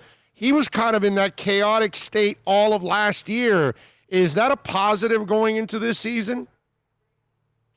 I don't think it's a negative. I don't know. He can use that a little bit to his advantage. I definitely don't think it's going to be something that he would forget. And look, I think that the needle is pointing up for your team, especially on the defensive side of the ball. And this season is really about how can you do things differently than other teams to take advantage of the confines of the rules that we're dealing with, from the lack of practice time up to this point in time of the season in person with guys, and then what we're doing during the course of the week with these players and how we're getting them ready for games.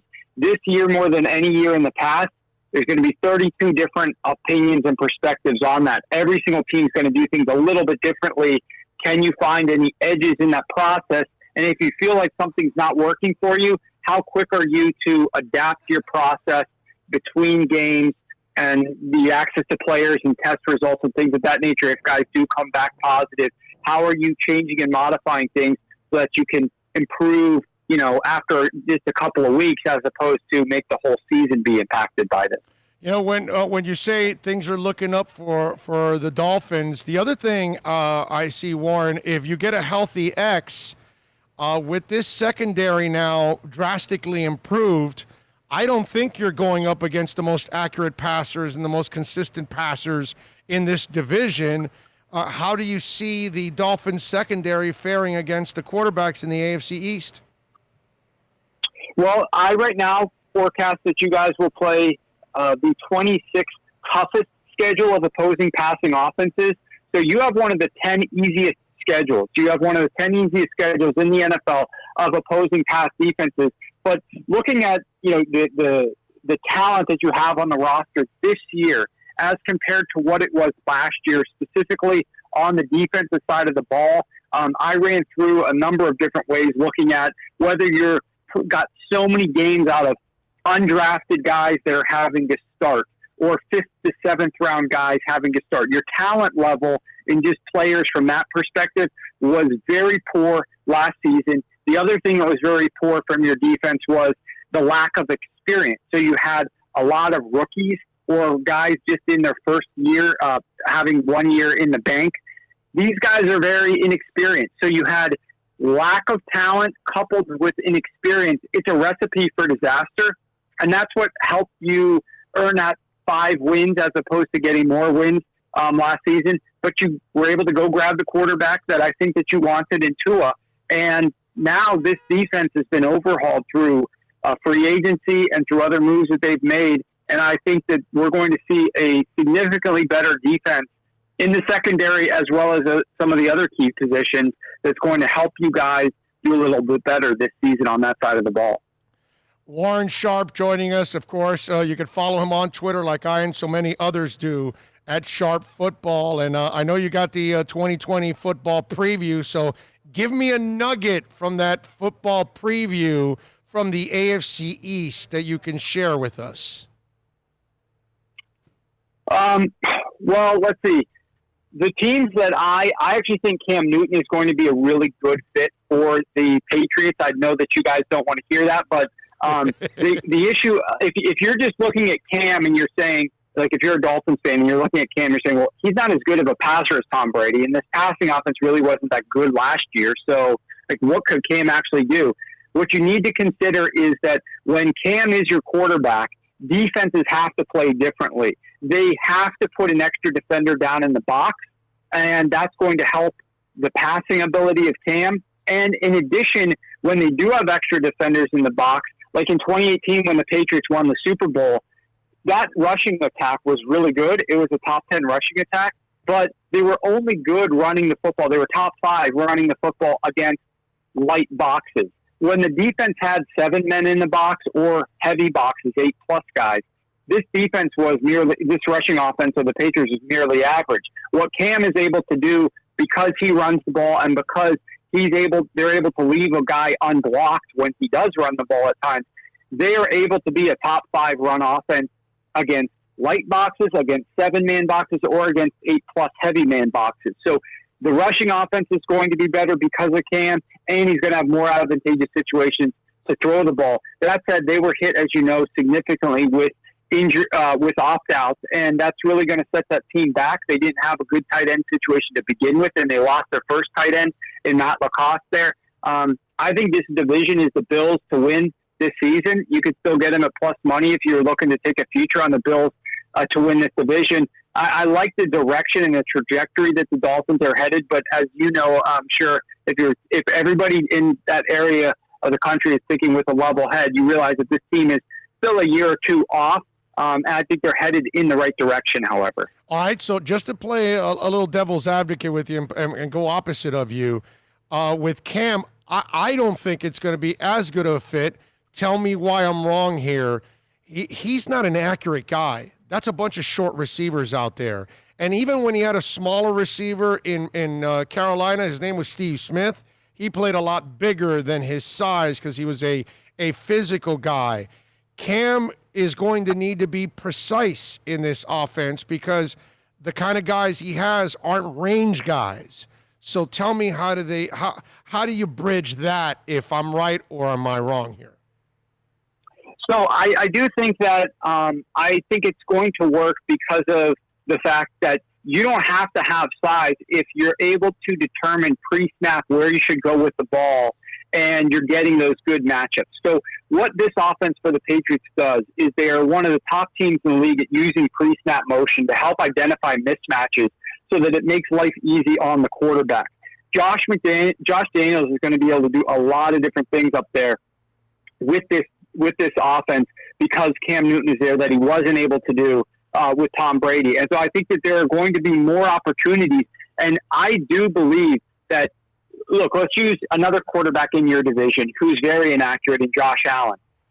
Josh Allen, one of the things that they decided to do before when he was a rookie, they brought on these tall, slower guys, okay? And they thought, well, he's got a big wingspan, and so it's going to help improve accuracy because you don't have to be dead on the numbers. You just have to throw him the ball, and these guys can out-jump or out-catch it. But what we found is they could get no separation, so the defender was always hanging around them.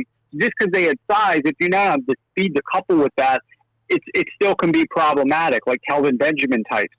What Buffalo decided to do is go after shorter, quicker guys that are able to get open in bigger windows. So they may not have the wingspan and the range, but they have the ability to make quick moves to get open so that the quarterback could be throw it a little bit in front of him, a little bit behind him. It's unlikely to get intercepted. If anything, it'll just be incomplete pass, and hopefully the receiver can adjust to that. So I don't think it's going to be a big problem that the guys are shorter in New England. I think that they're still going to be able to work with what they've got there. And I think it's a situation that, look, North Turner did a lot of things with Cam when he, in his first year in Carolina in 2018, that I did not think were going to occur. When Norv was there first year in the building, I thought this was a disastrous marriage. I did not feel like that this was going to work at all with Cam's style, getting the ball out quick, being accurate. Cam averaged, I think, 70% completions through the first 10 games of the season before he banged up his shoulder. There's going to be a lot of throwing the football to the running back, and they've got guys in the backfield who are used to catching the ball from Tom Brady quite frequently. So I think that throwing the ball to the running back is something they're going to rely on, but I will give you this. They don't really have the horses there at the receiver position nor the tight end position to really raise Cam's ceiling or to help him out a ton. So I don't think that this team is suddenly going to become a substantial juggernaut on offense because Cam Newton's there. I just don't see it being a terrible fit, and they do need to improve at the receiver position if they want to try to get back and win a Super Bowl. Warren Sharp joining us, talking a little NFL. Make sure you can follow him on Twitter at Sharp Football. And if you want some great insight, you can purchase his book too. Go to sharpfootballanalysis.com, and you can get the 2020 football preview. All right, Warren, so it looks like Fitz might be out for a couple days now, so Rosen and Tua are going to get more time with the ones and the twos. Where do you stand on Tua? Why do you think his game will or won't translate to the NFL level?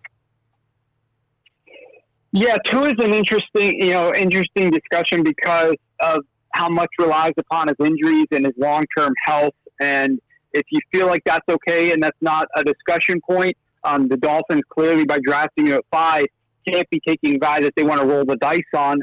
It's too much draft commodity. So they must have had a very good comfort level in what he was going to do.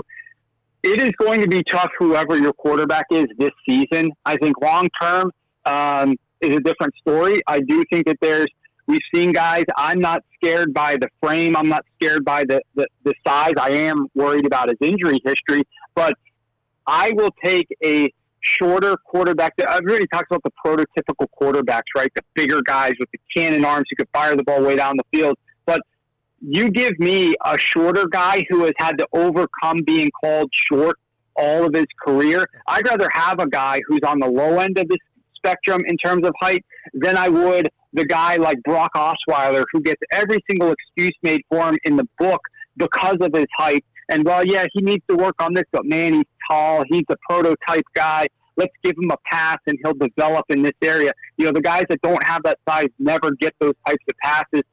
So I love that about, Tua and what I see for him in the future. But if we just talk about this upcoming season, I mean, it is brutal. You play by my strength of schedule metrics that I share in the book, the number one most difficult schedule of opposing pass defenses this season of any team in the NFL. And, there's a couple of pass defenses along the way, like the Bengals maybe in week 13 or the Raiders maybe in week 16 that aren't quite as strong. But every step of the way, there's a top 5, top 10 pass defense mixed into your schedule. You're not going to go 3 weeks without facing a team that was top 10 last year pretty much. So I think it is going to be a tough season for whoever your quarterback is. The only silver lining in that is that last season you played the 6th toughest schedule of opposing pass defenses based upon my metrics. So you played a really tough schedule last season. It gets even tougher this year. So it's going to be difficult for whoever ends up taking snaps. That's interesting, Ben. So let me ask you, when you were you a Justin Herbert guy, because he's the prototypical guy, but I never saw the wow games. I never saw him really show me explosive stuff with his arm and big time games. He had some moments. So I'm wondering, where do you fall with the prototypical guy? Which, I mean, if you had to design a quarterback, Justin Herbert is perfectly designed to be that quarterback. But will he be the player that people think he might be or might not be?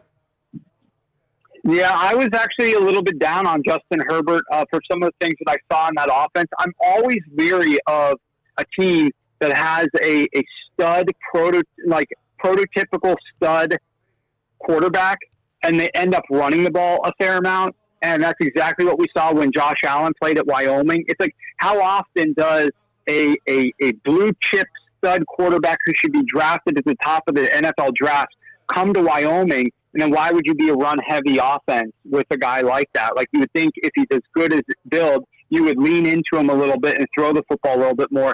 And it's a little bit of what we got from Herbert. Not that I'm saying he's going to bust, but I was just higher on some of the other obviously Joe Burrow. I loved what I saw, one-year wonder potentially, but I really liked the things that he was doing at LSU, of course, like everybody else across the country. That's not a unique opinion. But I was a little bit down on Justin Herbert. Obviously, I wish nothing but the best for him. But, the height and the arm and all of those types of things, maybe it was just the offense. Maybe it was just the conservative nature of the style of football that they were playing and didn't have as much to do with him. But that was just a little bit of a red flag for me. And I also was concerned with some of his interceptions and the decision-making that he had at various different times there. So at Oregon. But overall, I would definitely prefer Tua as long as his long-term health is okay. Kansas City did all the right things, Warren. They were able to get all their big guys re-signed. They're ready to go. Is that the team you have favored? If we could get through a COVID season and get to a Super Bowl, is Kansas City your favorite? Actually, I believe that the team that's most likely to finish the season with the best record is going to be the Baltimore Ravens. Now, when you get into a tournament like the NFL playoffs is, and you're trying to dance with the teams, where are you ending up going to be facing the Kansas City Chiefs? And, will there be any fans allowed in those games? And, how will that game go? That's to be determined. But if you're asking me which would be the best team in the regular season, I think that it would be the Baltimore Ravens. I like how I believe they've got the ability to overcome various different issues. I think their defense is stronger than that of Kansas City. I like how unique an offense this is, and I think that that's difficult for opponents to prepare for on such a short week. And if you take a team like the Chiefs, and people forget, like the Ravens were 14-2 last season. The Kansas City Chiefs, what are they, 12-4? Yeah. And they obviously survived some games without games that they won without when Mahomes was injured. But this is a team that fell behind in a number of games that had to rally from trailing. This is not like a team that was 16-0 in the regular season and cakewalked their way to the Super Bowl. But when we think of looking back on Patrick Mahomes and this Chiefs team, and then we're like, okay, what are they going to do this year? Everybody just assumes that they're just going to skate all the way through because of how good Patrick Mahomes was. I think that they're lucky in that they do play a pretty easy schedule this season, and I absolutely would not fault anybody who would think that the Chiefs would produce the best record in the NFL this year. It's tough because the two best teams in the league, in my opinion, are the Ravens and the Chiefs. They both play in the AFC. Only one of them will get a bye this season. So that's pretty crazy to think. I mean, go ahead. No, go ahead. Finish. Go ahead. I was just going to say it's difficult to imagine. You could have two teams that are, one's 13-3, one's 14-2, and only one of those teams will get a bye this year. So I think it's going to be an incredible battle to see which one of these teams can rack up the most wins and get that singular bye week that the AFC is offering this year. Okay, so the way it sounded, and I want to put words in your mouth because you kind of separated the two regular season. So I'm talking about title. In a way, it almost sounds like you like Lamar and the offense during the regular season, but once we get to the postseason, you're going to want somebody that's probably more of a quarterback at that point. Is that what you're talking about? Yes, Lamar needs to take that next step where he can pass the ball a little bit better when the defense is playing the run. I think they've been working on that a lot. I think he's going to get to that point.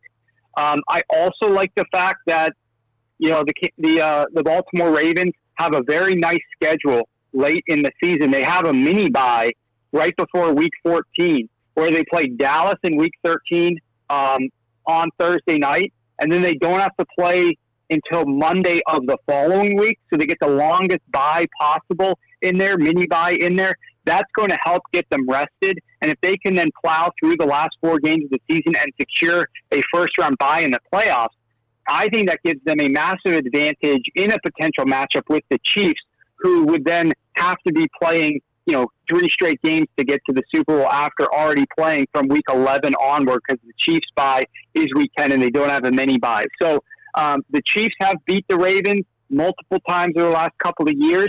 I kind of would have to give it to them until the Ravens, unless I see something great out of Lamar. But I'm just saying that I think the schedule bodes well for the Baltimore Ravens if they can secure that first-round bye, where I do think it's a coin flip as to which one of those teams makes it to the Super Bowl. But if the Chiefs have that first-round bye and the Ravens do not, at that point I would think that the Chiefs deserve to be favored to win the Super Bowl.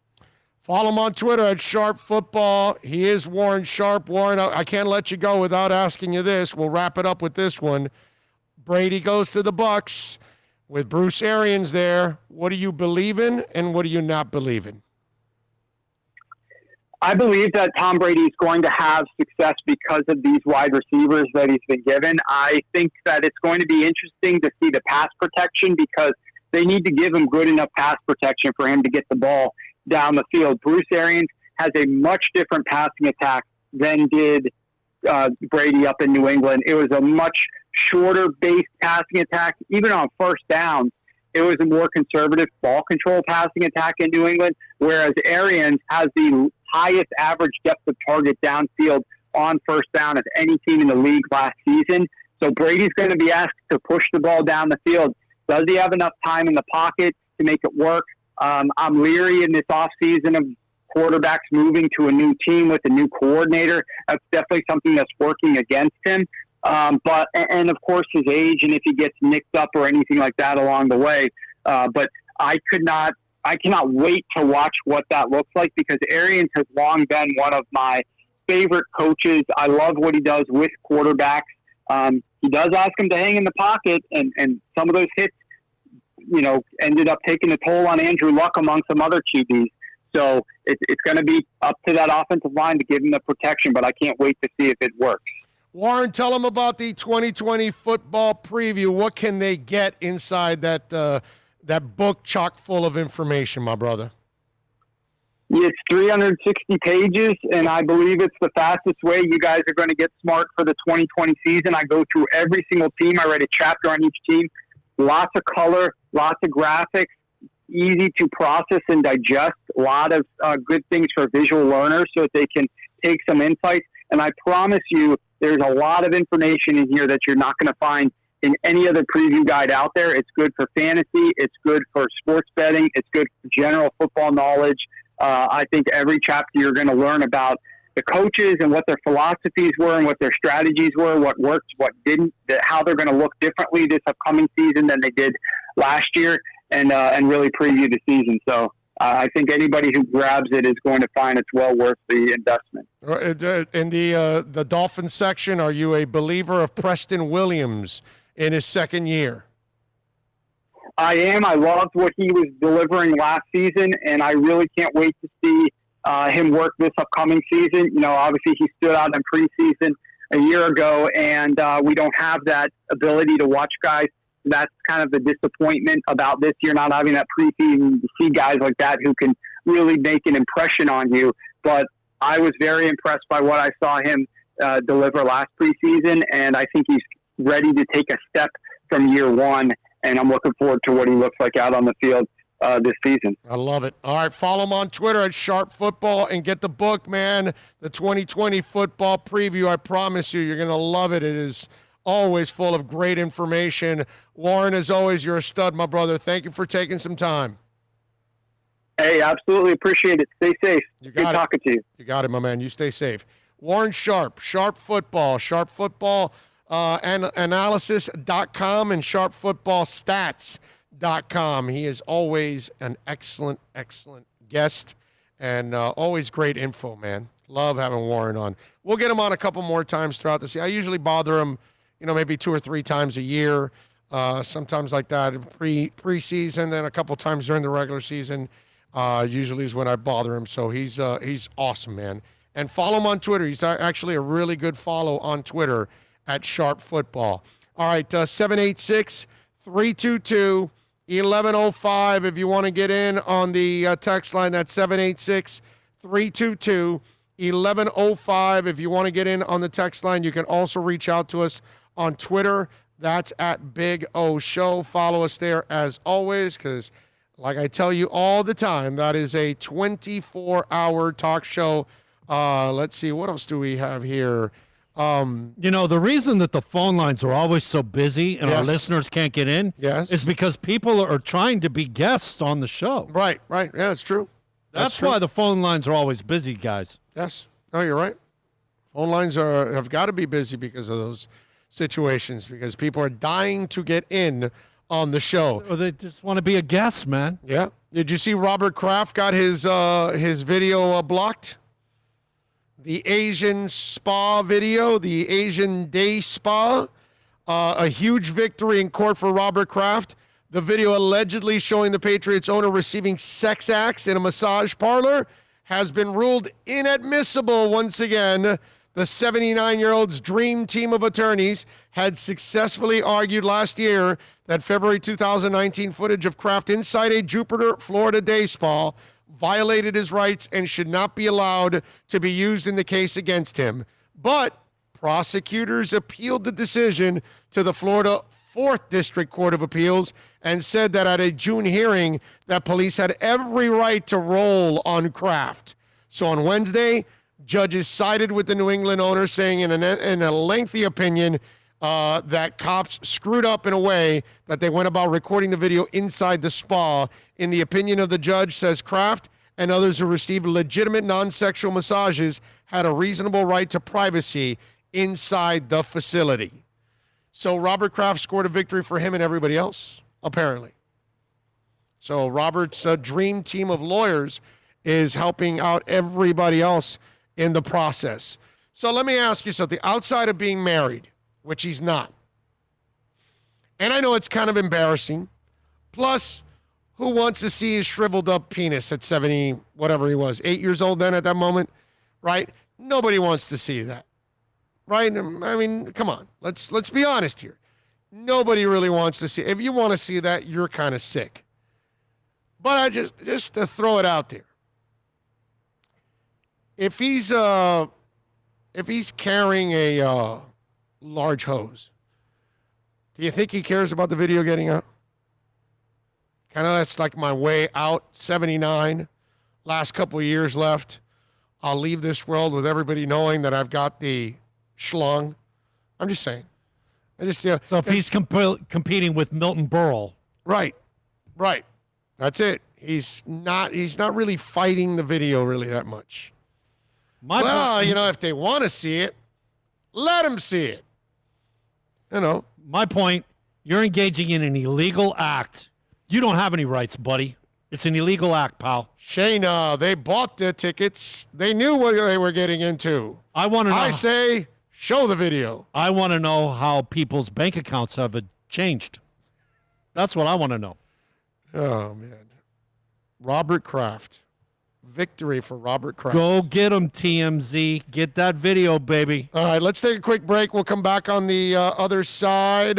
We do want to remind you that we are at Craig Zinn's, Acura of Pembroke Pines, the finest Acura dealership on the planet, folks. Come on by and say hi. We got all the folks out here ready to make you a deal, whether you're buying or leasing a vehicle. Come on out and see Larry Schlossberg and company. I guarantee you they will take care of you. Own or lease an Acura. Our service center led by Mike Chan and Jordan Ferber. In fact, Jordan Ferber was just out here a little while ago. Come on by and see Mike Chan and Jordan Ferber. They will take care of you. Great service center. I should know I've been experiencing that service center for about the last 10 years now that we've been bringing Acuras here to the dealership. So you can too at 15601 Pines Boulevard, just off of I-75 in Pines. Make sure you tell them Big O sent you. They'll take care of you here at Craig Zinn's, Acura of Pembroke Pines. America's safest and best-selling compact luxury SUV is at Acura of Pembroke Pines, and this is how we do it. RDX, $339 a month at Acura of Pembroke Pines, the #1 volume Acura dealer. Are you tired of watching the same old travel videos on the internet? Well, then check out MikeNoGoZones.com. A travel documentary that's breaking barriers. I go to the places that the media tells you to fear, where no one else dares to go. Baltimore, Opelika, South Side of Chicago, and more. Go to MikeNoGoZones.com. It's a buyer's market at Toyota of Hollywood. Over 1,500 Toyotas on the ground, and truckloads just keep on coming. Now pay up to 50% less. 2020 Camry, not $29,000, $17,775. 2020 Corolla, not $22,000, $13,775. Buy a new 2020 Toyota with 0 down and 0% financing, or we'll make your payments till 2021. At Toyota of Hollywood, the #1 volume Toyota dealer on 441 between Hollywood Boulevard and Sheridan Street.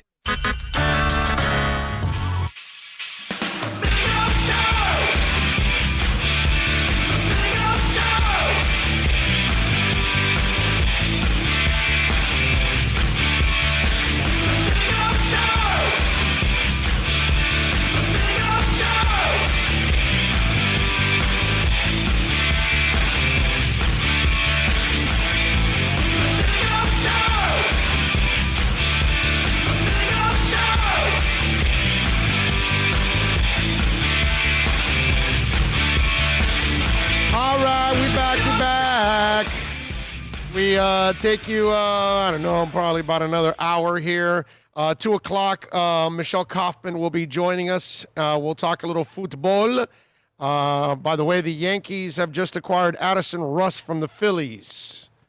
So there you go. I just see a trade there, Bill. Yankees acquire minor league pitcher Addison Russ from the Phillies. He'll be sent to New York's alternate site, according to Jeff Passan. So there you go. Okay. Yeah, supposedly Paxton had some issue, blah. We're competing with our injury situation from last year. We're dropping like flies, man. And it ain't because of COVID. God forbid we get COVID on top of all our injuries. Let me give you a couple of music notes. We always love going over some of the music notes. Got some interesting stuff today. First of all, we'll start with some birthdays.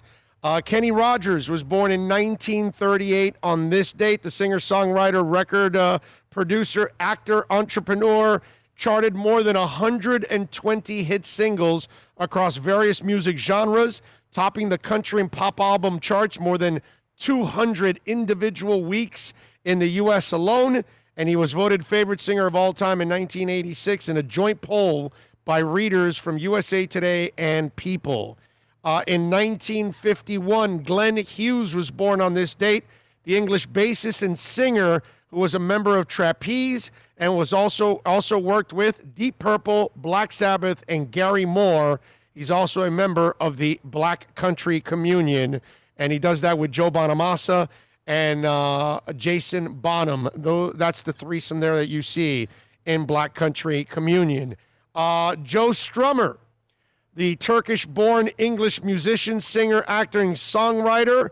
Strummer was the co-founder of The Clash, born on this date back in 1972. 1979, they had London Calling. They had Rock the Casbah back in 1982, a U.S. number 8 single, and Should I Stay or Should I Go, which was also a UK number 1 single. He later formed Joe Strummer and the Mescaleros. He died on the 22nd of December in 2002 of an undiagnosed congenital heart defect. Also, in 1954, Steve Smith, drummer of Journey, was born on this date. He was in the Escape album. Open Arms also is famous for his run with Journey. Kim Sledge from Sister Sledge was born on this date back in 1957. Everybody knows We Are Family, which was the song for the Pittsburgh Pirates in the season that they won the World Series back in 1979. So there you go. Kim Sledge, happy birthday to her. And to those out there that are with us or no longer with us, we are still going to celebrate your day here today.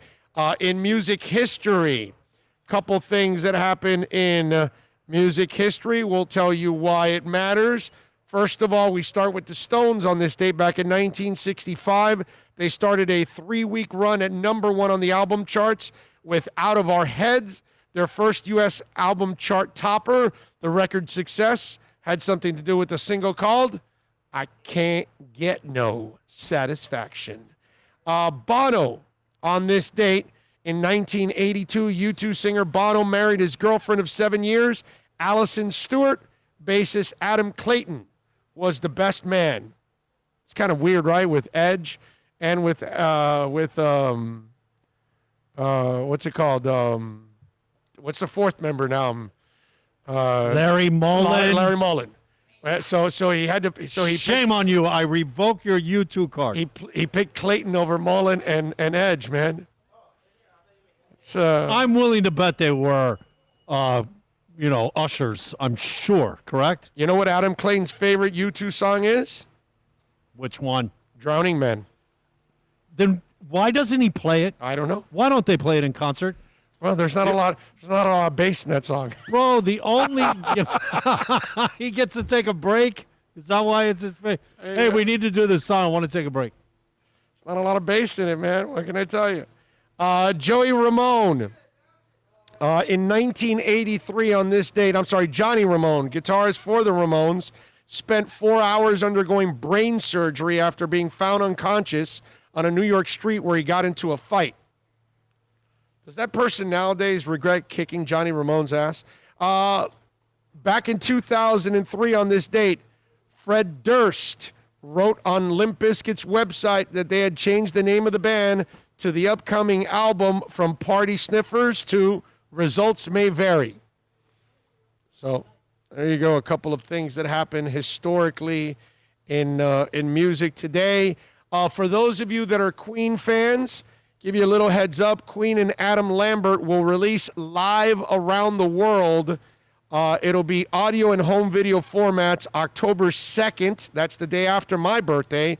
It's the first full-length project together as we grapple with the challenge of creating live shows in a world dominated by a formidable viral enemy. Guitarist Brian May said in a press release, "It seems the perfect time for us to create a collection of hand-picked live highlights from our Queen shows over the last 7 years with our brother Adam Lambert. The 20 tracks were recorded at various locations since 2014, the most recent being the recreation of their Live Aid set at Firefight Australia this past February. Fat Bottom Girls comes from the 2019 show in Dallas, features an appearance by the Dallas Cowboy cheerleaders. The home video adds Roger Taylor's drum battle with his son Rufus and May's Lost Horizons guitar solo.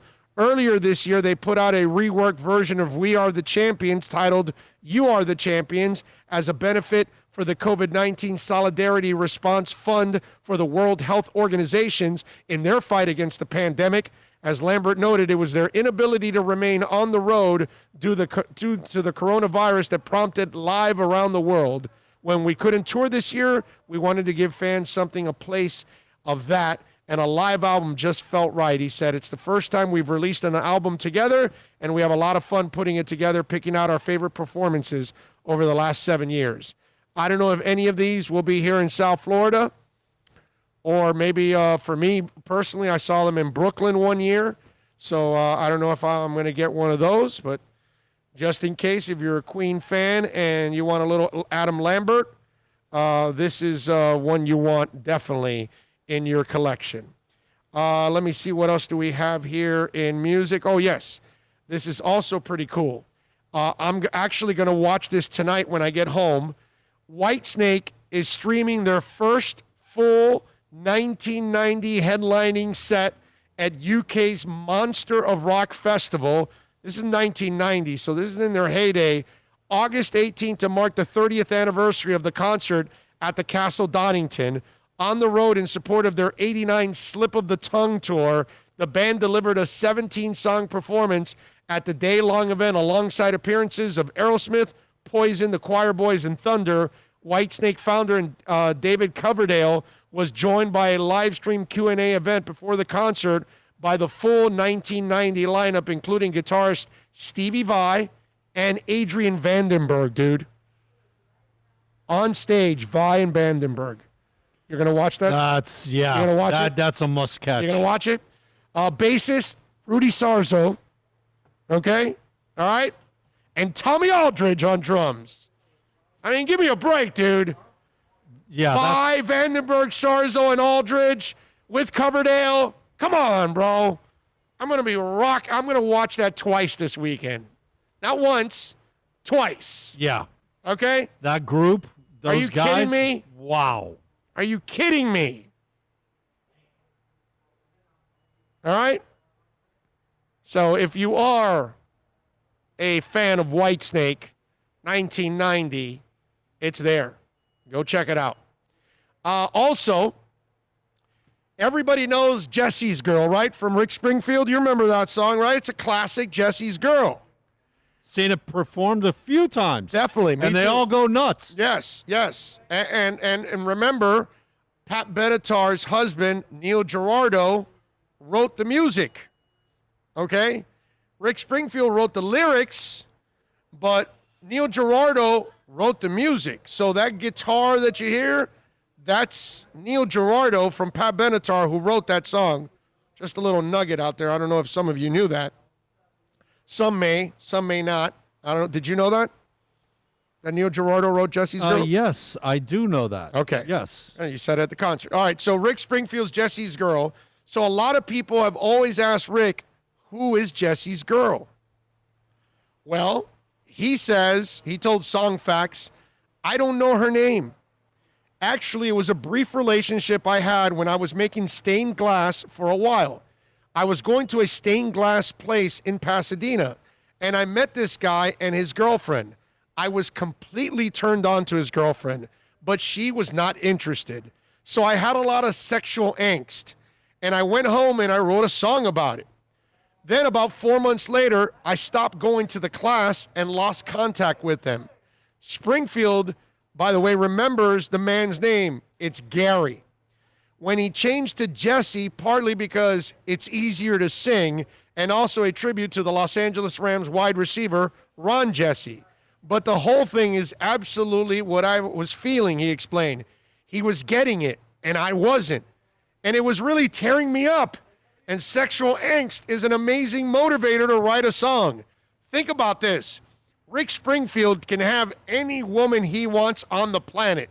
And especially in those days when he was young and he was Mr. General Hospital and all that stuff. Dude, women were, and they still are rocking for him. Okay, when he walked, they're a little older now, but they still love the guy. When he goes into the crowd. Oh, my Lord. Forget about it. Man, when he did that night in the Hard Rock. Yeah.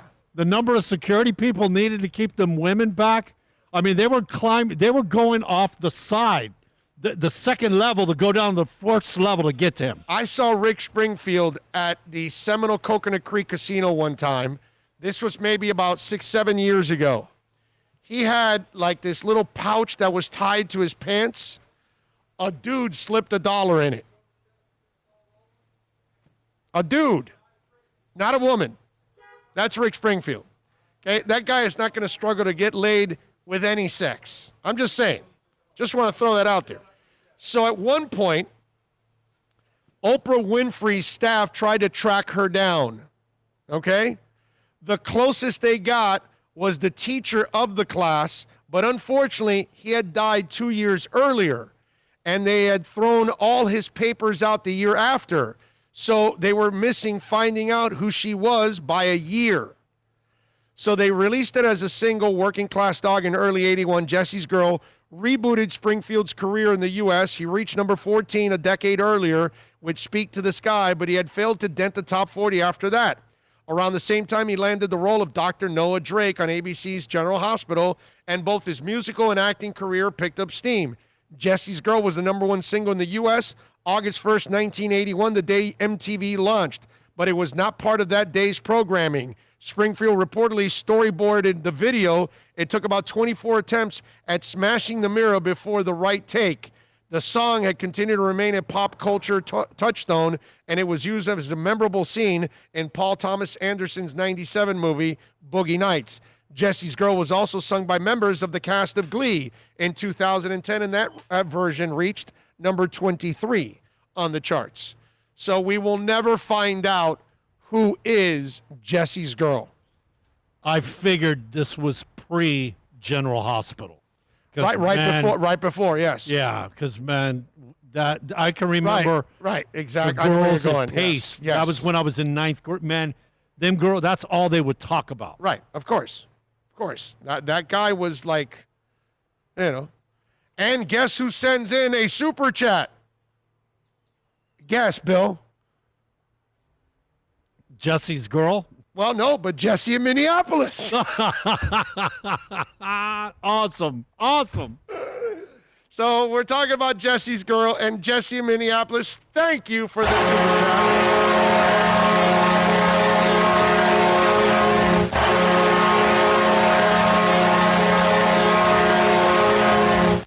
Thank you, Jesse. And she says, wait, when is this Whitesnake stream? It's on right now. It's on right now. Go to hennymusic.com. That's a nice website. You'll like it.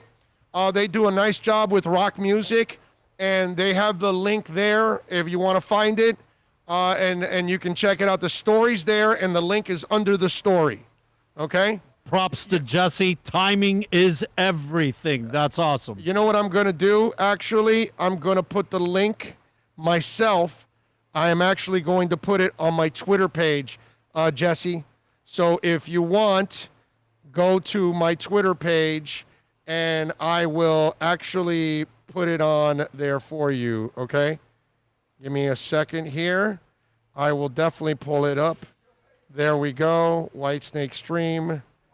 There we go. If you guys haven't seen Rick Springfield in concert, it's awesome. Yeah, it's a lot of fun. Well, I think what you don't realize is how many songs he has. Exactly. That's the thing. True. That he has so many good songs that you kind of like, wow, I forgot, that kind of thing. And all of us in our later years could probably take his training regimen because the guy looks like he's in his 30s. Yeah. I just tweeted it out, okay? I put must-see concert, and there it is, Jesse. So go to my Twitter page at Big O Show, and you will find the Whitesnake concert there. It's awesome, man. I can't wait to see it. I read it this morning, and I was like, are you kidding me? Are you really? I got to watch this, dude. This is amazing. Got to check it out. Yeah, because every one of those guys in that band are freaking Hall of Fame type guys. Yeah. Also, one more music note. Foreigner, by the way, is sharing a video of their 2017 performance of their classic hit, Cold as Ice, and it features on the live package of Double Vision, Then and Now. It was issued last fall. The project takes viewers behind the scenes as original band members join Mick Jones and the group's current lineup, and the very first time in the band's 40-year history, with both incarnations of the group sharing the same stage for a pair of shows at the Soaring Eagle Casino and Resort in Mount Pleasant, Missouri. I saw them in California. I saw this concert in California a couple of years ago when all of them got together. Lou Gramm, Al Greenwood, Dennis Elliott, Ian McDonald, Rick Willis took the stage with Jones and Foreigner, Kelly Hansen, which is the new singer now, Tom Gimbel, Jeff Pilson, Michael Bluestein, Bruce Watson, and Chris Frazier to deliver some of the band's best-selling songs. It was a good concert, man. You know, the sad part is I got to see, I'm blessed, I got to see Foreigner back in 1982 in the Rock Super Bowl, you know, when what's it called? When my boy Lou Gramm was at his peak, obviously, and he had an amazing voice. His voice is nowhere where it used to be. You know what I mean? And now he has some health issues and all of that. That's why I wanted to go, because I knew I wasn't going to be able to see Lou Gramm again. And the entire, I think there was only one or two guys missing that passed away. But see all the originals with the current group. And I'll tell you, I give Bill credit here because he was on Kelly Hansen early on. He was like, hey, man, he does a pretty good job. And I was like, And as I kept listening and running into it, I took some appreciation to Kelly Hansen. And I think he does a really good job of helping keep the music alive. Nobody will ever be Lou Gramm, but Kelly Hansen does a really good job overall. Hey, nobody's Steve Perry, but I got to tell you, Arnel Pineda does an ass-kicking job of Steve Perry, as close as you'll ever get. Nobody will ever be the greatest of all time who sang for Queen and did it all in Freddie Mercury. That's the god of all rock singers in my book. But Adam Lambert does an awesome job. He's not Freddie Mercury. He's the first to tell you he's not Freddie Mercury. But some of these bands that have the replacement singer have done a nice job of at least keeping their music alive for fans. I love Queen's music, man. I know I'll never see Freddie, but if I can see Adam doing it, it's good enough. I can't have Freddie, I'll take it. I can't. Steve Perry doesn't want to be a rock star anymore. You know what? Arnel Pineda does an ass-kicking job, an excellent job. But Steve still wants that money. Yeah. Oh, yeah. Yeah, definitely. Wants that money. But no, he created those songs, so as long as he created them, he could help out. But anyway, wanted to give you guys a couple of nuggets on events going on this weekend, since some of you out there You might need a little some to do over the weekend. A little Foreigner, a little White Snake. Why not? That White Snake, man, is must see. Yes. And streams today, by the way. Let me see. We have. I do want to remind you at 3 p.m. today, just in case you want to see this, go to joestrummer.com. You're going to see never-before-seen live footage of Joe Strummer, as well as performances and appearances by Bruce Springsteen, Bob Weir from the Grateful Dead, the Gaslight Anthems' Brian Fallon, Queens of the Stone Age, Josh Holmes, Hines, Dropkick Murphys, The Strokes, Albert Hammond Jr., and Nikolai Fratur, Lucinda Williams. Let me see. The Interrupters will be there because, I'll be watching that. Who else I see here that might want to mention? Tom Morello, Steve Buscemi, and there you go. Okay? Those are there's more names there, but I gave you some of the bigger names that you'll know. And so this is kind of an honor for Joe Strummer, the former Clash star. So if you want to check it out, go to joestrummer.com at 3 p.m. Eastern, and you'll see some live performances from some folks and some video you've never seen of some stuff from Joe Strummer.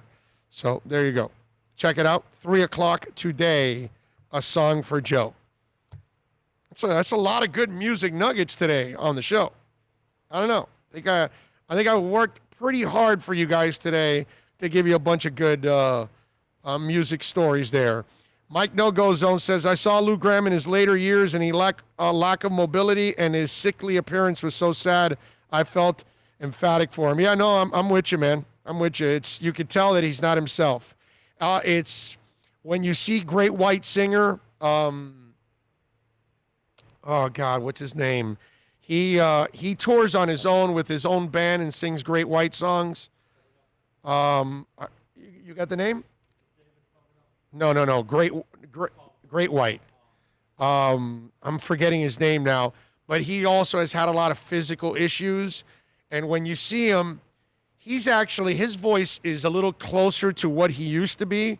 Lou Gramm's far away from where he used to be. I mean, Lou Gramm cannot do the things he used to do with his voice. And you can tell physically that he's not the same also. Man, I'm trying to remember his name. Russell. Something Russell. Jack. Oh, there you go, Jack. Mike. Thank you. Yep. Jack Russell. Thank you, Mike. You sent it in already. Thank you. So, yeah, he looks bad, too, when you see him. It's kind of a tough one. Let's see. Any stories that I was going to stained glass place is going to end with sex, drugs, and church. All right. Ron Jesse dropped so many passes for the Rams. The joke was nonstop back in those days. Oh, I guess Rick was hoping he would drop his girl. Sammy Hager wrote, I've done everything for you. I've done everything for you. You done nothing for me. Let's see. What else do we have here? Judgment Day from Slip of the Tongue is epic. That's an epic album. Slip of the Tongue is an excellent album. Pat in Asheville says Bono and Ali are still married to this day. He picked Clayton because the other three were super religious, and he wanted to reach out to Clayton to make the band tighter. At one point, the three religious members considered breaking up the band because they had difficulty reconciling their religion and being in a rock band. Religion starts wars sometimes. It's crazy. More people have died in the history of the world for religious causes than any other. Yep. Super Boom Shack says, Straight to Hell is my favorite Clash song. Bill, can police video you in your bathtub, rub a dubbin just because they believe you are committing a crime? Wish list, scrubbing bubbles. That wouldn't be fun for you, Bill. You know? Going to follow Warren. There you go, Dougie Fresh. Yes, all of you should follow Warren Sharp, man. He's good stuff. He's sharp.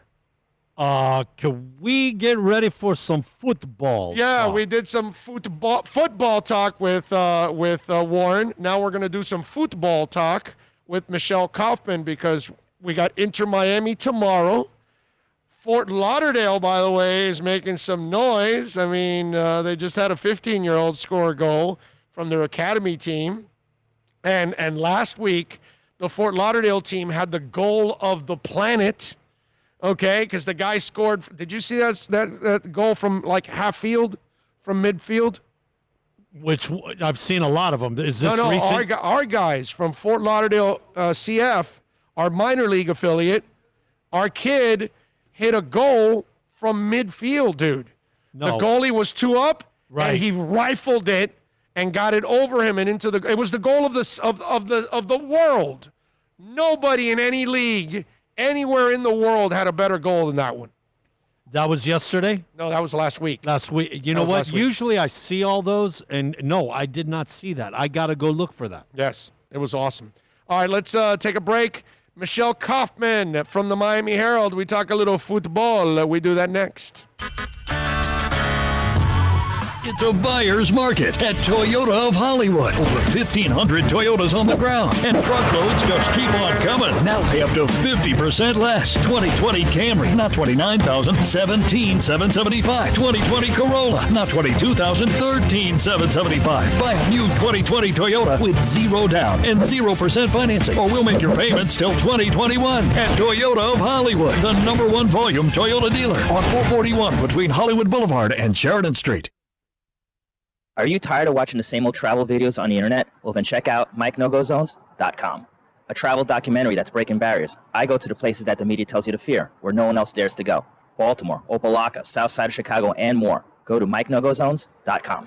America's safest and best-selling compact luxury SUV is at Acura of Pembroke Pines, and this is how we do it. RDX, $339 a month at Acura of Pembroke Pines, the #1 volume Acura dealer.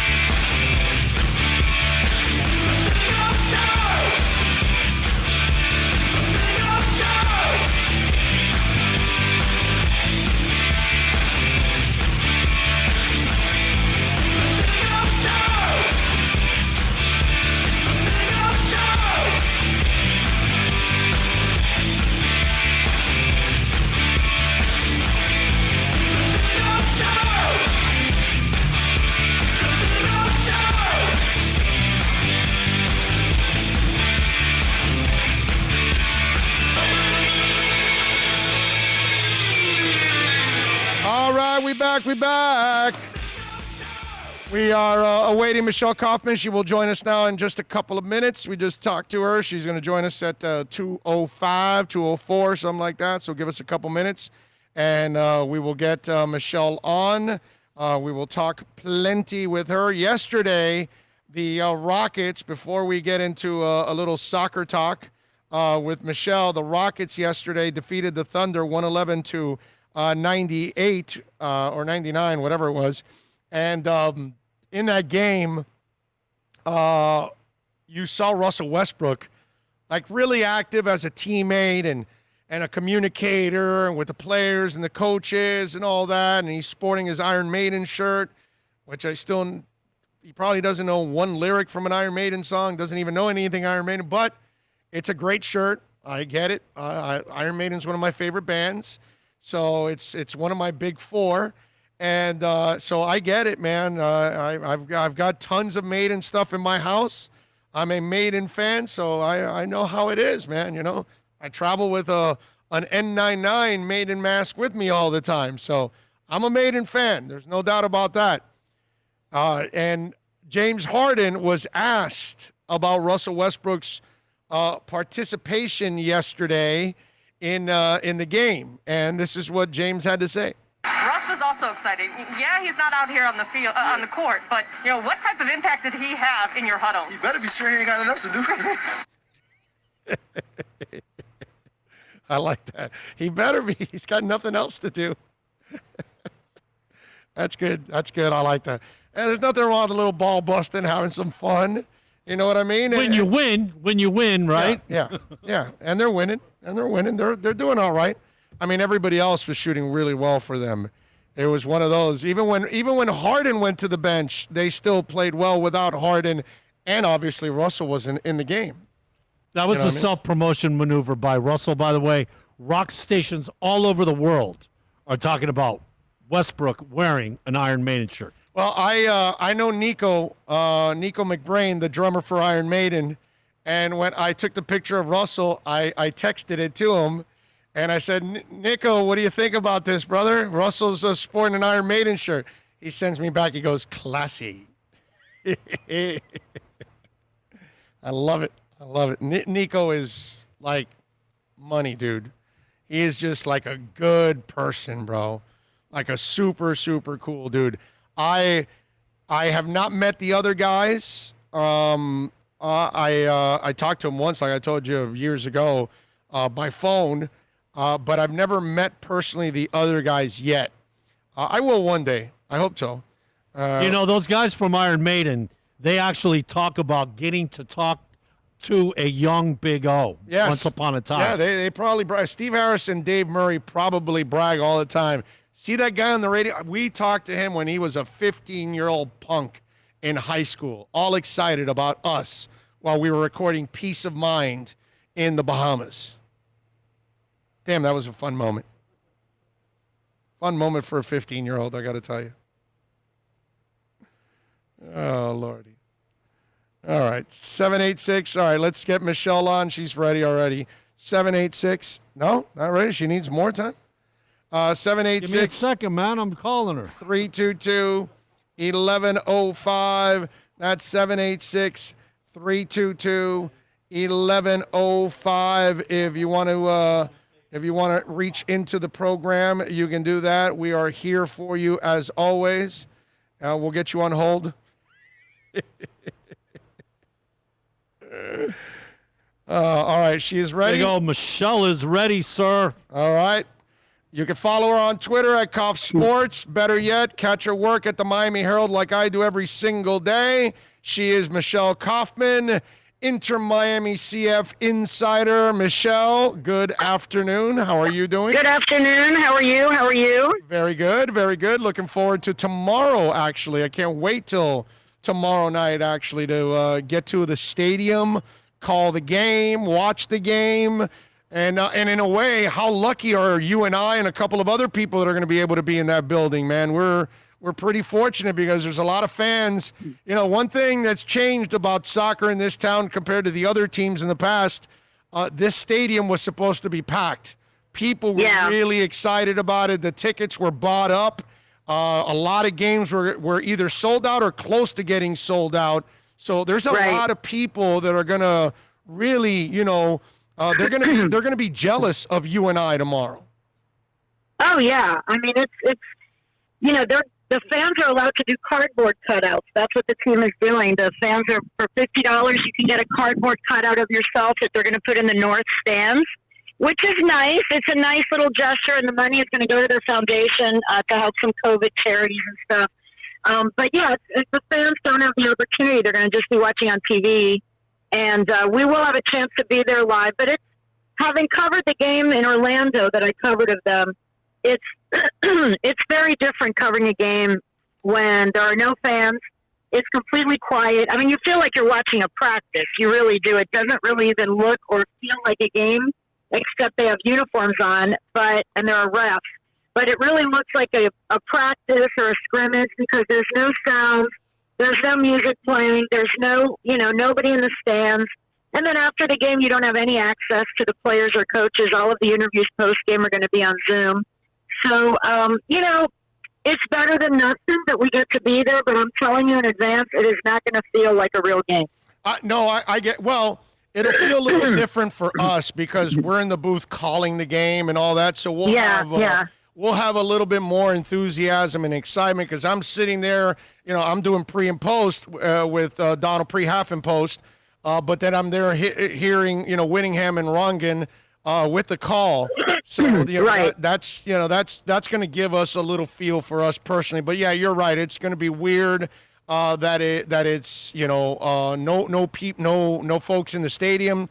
The question I have for you is, what are they doing now post bubble to try to avoid what's gone on in baseball? Because that's what I'm terrified for soccer. That's what I'm terrified for football. When they start that, I just think they're going to get ravaged with COVID issues. So what is the MLS and Inter trying to do to avoid that? Well, I disagree with you. I don't think they're going to be ravaged. They've been home for over a month now since Orlando, living in their homes, going around, living individually. They're not living in a bubble. The Inter Miami players have been out of the bubble for about 5 weeks now, living with their families, seeing their friends, doing whatever they do. And, excuse me, there has not been a single case on the team. They get tested every other day. They get tested every 48 hours. They get tested the day before a game. When they do start traveling, the first 2 games are here, tomorrow and then next Wednesday. Then they're going to travel. The travel is only going to be to Atlanta, Orlando, and Nashville for the first few weeks. And, they're going to go on private plane or bus. The Orlando game, I think, is going to be by bus. The other 2 are going to be by private plane. Excuse me. They're going to arrive the day of the game, and I believe they're leaving after the game. So I don't even think they're staying overnight. I think they are literally flying to a venue the day of the game on their own plane, taking their own bus to the field, play the game. After the game, go home. So, I don't think – I think if they've gone 5 weeks in South Florida, which is, one of the areas most hard hit, if they've been 5 weeks in South Florida, a bunch of young men in their 20s and early 30s, and none of them have been infected during all these weeks, I think they're doing a very good job. No, there's no doubt they're doing a very good job. Have you talked to them, like the players? What is their routines and things like that to kind of stay away from it? I mean, look, hey, I've been working throughout the entire pandemic. I haven't stopped, just like you, and I do a lot of remotes actually every week. But again, I follow all the rules. I constantly wash my hands. I got my mask on and all that stuff. So I am following the rules. So I'm wondering, have you talked to them about their everyday routines and what they're doing to kind of stay COVID free? Yeah, they're all following. I mean, I think they got in the habit, being in the bubble, where there was, hand sanitizer everywhere. They were so confined for so long that they were in the bubble that I think that behavior carried when they left the bubble. You know what I mean? It's like that became just like us. I mean, I just had an outdoor lunch with a friend of mine. It was her birthday, and I haven't seen her in months, so I took her out to lunch. We just stayed outside, but, we ate in a restaurant that they're taking a million precautions. We ate like a million miles away from the next table. I have my hand sanitizer before the meal, during the meal, after the meal, in my car. I have a hand sanitizer. You know, we live differently now. We just do. I mean, I used to go to Publix and push my little cart around and go home and eat some grapes, you know, right out of the bowl after I washed them. And I'll admit it, I didn't wash my hands every time I came home from Publix. Now, the minute I get in my car at Publix, I have the hand sanitizer in my console, and I'm cleaning my hands. And then when I get home, I wash my hands on top of the hand sanitizer. So, you know, I think people who are not, you know, most people, the vast majority of people, I think, and especially the players on these teams where they know that if they get it, they're not going to get to play, and they're going to be left behind while their teams go play, and they love what they do. These guys love what they do, and they don't want to jeopardize it. So I think they're being smarter than I thought they were going to be. Honestly, I'm surprised in a way that there hasn't been more. They've had one case total since March, Inter Miami. They had one case of COVID, and you know he was Macoun, and he was asymptomatic, and he had gotten together with some family members or friends that were not part of the team, and he got it apparently there. That was back in June, early June or something. But that's it. On a team of 30 or 29 guys, that they've only had one. No one on the staff, nobody in the coaching, you know, none of the coaches, none of the staff, and one player. So we're talking about, you know, a group of about 50, 55 people. They've had one case. So I think that's pretty good. I think whatever they're doing is working. And the fact that they left the bubble over a month ago and are still being safe, I think it bodes well for them. I really do. All right, so you know you really can't make any progress without real games, but where do they feel they've made progress in the last month? I know once they add Matuidi, that'll obviously be awesome, but he's not going to be available tomorrow. So where do they feel that they've improved leading into this game against Orlando? Right. Well, one place they've improved, and I'm really looking forward to seeing him play with them, is with LGP, with Leandro Gonzalez-Perez. He's a very experienced, center back. You know, he was an all-star with Atlanta United, a very good player who then moved to Liga MX very briefly and then came back. But he's a guy, from everything I'm hearing, he's a real locker room leader. He's a veteran player from this league, but he's also from Argentina. So he has really been like a mentor for Nico Figal, who's not young but is new to the league, but he's also from Argentina. And Matias Pellegrini, Mati, knows him from way back because they knew each other back with Estudiantes or something back in South America. So he knew him when he was on the youth team, and Leandro was on the senior team, and Mati was on the youth team. So they've known each other a long time, and the whole group of Latin players, and particularly the ones from Argentina, have really gathered around LGP, and he's become sort of the leader of that little group. And he's going to be playing alongside Nico, those two. So it's two guys who really know each other well. They've socialized together. He's a veteran of this league, so he knows. In fact, he was on a conference call yesterday, LGP was, and he said he has never lost to Orlando. He said, I have a personal streak going with Atlanta. He said, I never lost a game to Orlando, and I don't plan to start now. So he is determined to beat Orlando because he's never lost to Orlando. So I think that's going to be a big change, having him in back. Supposedly the way he plays will really help the attack going forward. And then, you know, Robbie Robinson is back, but he's still not in full training because when you come back to the team from being out, you have to go through a quarantine period where he's not allowed to train with the whole group. I think he's just doing individual training right now, and then he'll work his way in. But once he comes back, I think that's someone else that they didn't have in Orlando. And then, yeah, I mean, when they have Matuidi, that's going to be a whole other ballgame. I think he's going to completely change the complexion of the midfield there. And they are still, I talked to Paul McDonough. He says they still plan to sign a DP forward player, attacking, scoring player. And I said, well, are you looking to do it now or like in the January window? And he said, we are looking to not wait till January. We are looking to do it as soon as we can. So there is going to be another play. And the players even mentioned in the press conferences this week, they all made mention of, we got Matuidi, and then we're also going to get another player. Like they've all mentioned, and we're going to get another player. So I think sometime soon there will be another player announced. I don't know who, but you know, I think they're going to be improved by at least those 3 players from what we saw in Orlando. All right, well, if he's going to stay undefeated, Nani is the guy to stop, right? So yes. What the hell does Miami have to do tomorrow to make sure that dude is either not scoring or setting somebody else up? Because even in the loss in the championship game, he had a great assist. So you tell me, what do they got to do to stop Nani? Well, you know what, to be honest, they did a pretty good job. The first time they played him, when they played in the opening game of the MLS's back tournament, that game could have been won by Miami. That's the game where Andres Reyes, you know, was fouled and, you know, taken off the field on a stretcher. Everybody thought it was a very, very serious injury. He couldn't breathe. And at that point, you know, Miami was winning. Miami was winning at that point, beating Orlando and looking like they were going to get their first win. Then all of a sudden that happens.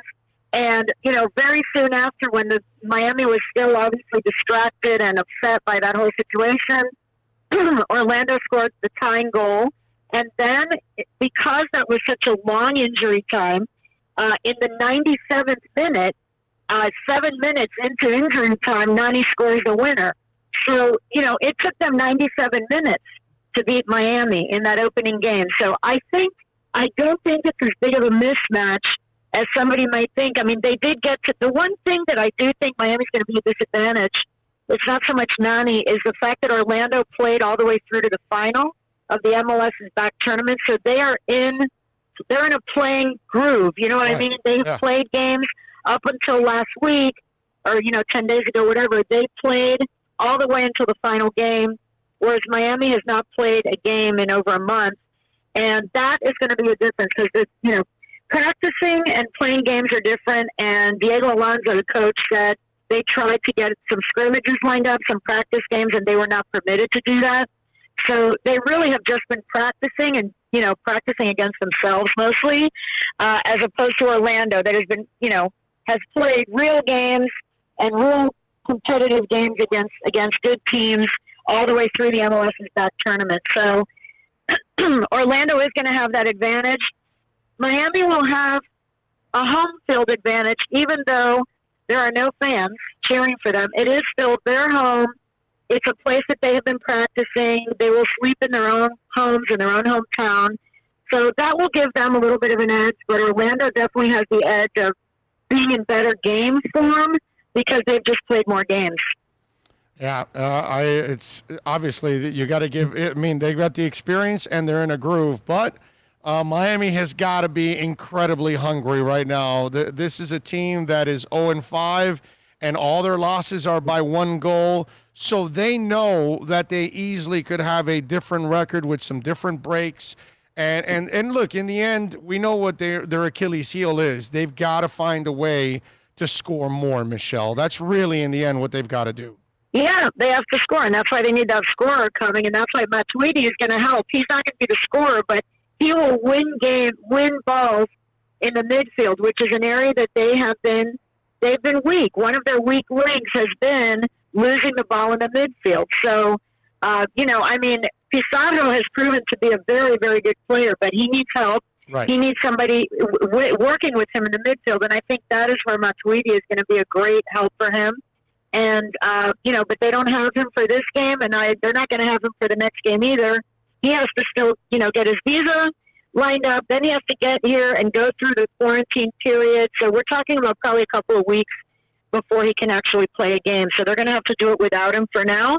But I do think, you know, the addition of LGP, they say that they've been working on stuff in the midfield, but that is the area. One of the reasons they haven't been scoring is that they've been losing a game in the midfield, but they've been losing games 1-0, 1-0, 2-1. You know, it's not that they're being blown out. They're losing by 1 goal. And so I think they feel pretty optimistic. They feel snake bitten. They feel like a couple of the games they should have won that they didn't. And, yeah, I would, if I had to predict, I would, believe it or not, I would predict that they're going to win tomorrow just because they are so hungry to get the first win. And if they don't, that will be really sad because then they'll be 0-6. So, Michelle, you and I have been around this sport for a long time. We've covered all the minor league teams that are in town and still in town. We've covered the old MLS team. We were fans of the old NASL teams from back in the day. So we've seen all kinds of soccer in this town. One of the beautiful things about watching how the MLS is growing now is that they finally, instead of becoming a retirement league, they are now investing in youth. And so you're seeing young guys that they're adding to their squad. And then these teams are also investing by having minor league teams where they can now develop players, develop an academy, all those kind of things. Fort Lauderdale CF has been making some noise the last week. Ricky Lopez had the goal of the world last week. Nobody in the world had a better goal than Ricky Lopez. And then Valencia becomes the youngest player in the USL history to score at the age of 15. It's nice to see that what Inter is investing in the future looks like it's starting to pay off now with Fort Lauderdale CF. Yeah, absolutely. I mean, a 15-year-old player to be scoring a goal in a professional game. I mean, you know, he made league history. I know the league, you know, I wrote a story about him today, and the team was reluctant. They didn't let me talk to the coach or to him. They said they don't want to put too much pressure on him. They don't want to make too much of it, you know, and so on and so forth. But, you know, he made history. He's 15 years old, the kid, and he scored a goal in a professional soccer game, you know, the youngest player in history. The second youngest, the player whose record he beat is Alphonso Davies, who's now with Bayern Munich. So, you know, when a player can be developed through their club, which Alphonso Davies was developed through Vancouver, you know, you never know what diamonds in the rough you're going to find in your backyard. And that is one of the reasons David Beckham wanted to put the team here, is because he felt that because of our immigrant community in particular in South Florida, there are so many fantastic soccer players down here, young teenagers that nobody has ever seen. Some of them are players who can't afford to play for the fancy academy clubs, which is pay for play. It's very expensive, I know, because my daughter played for 14 years.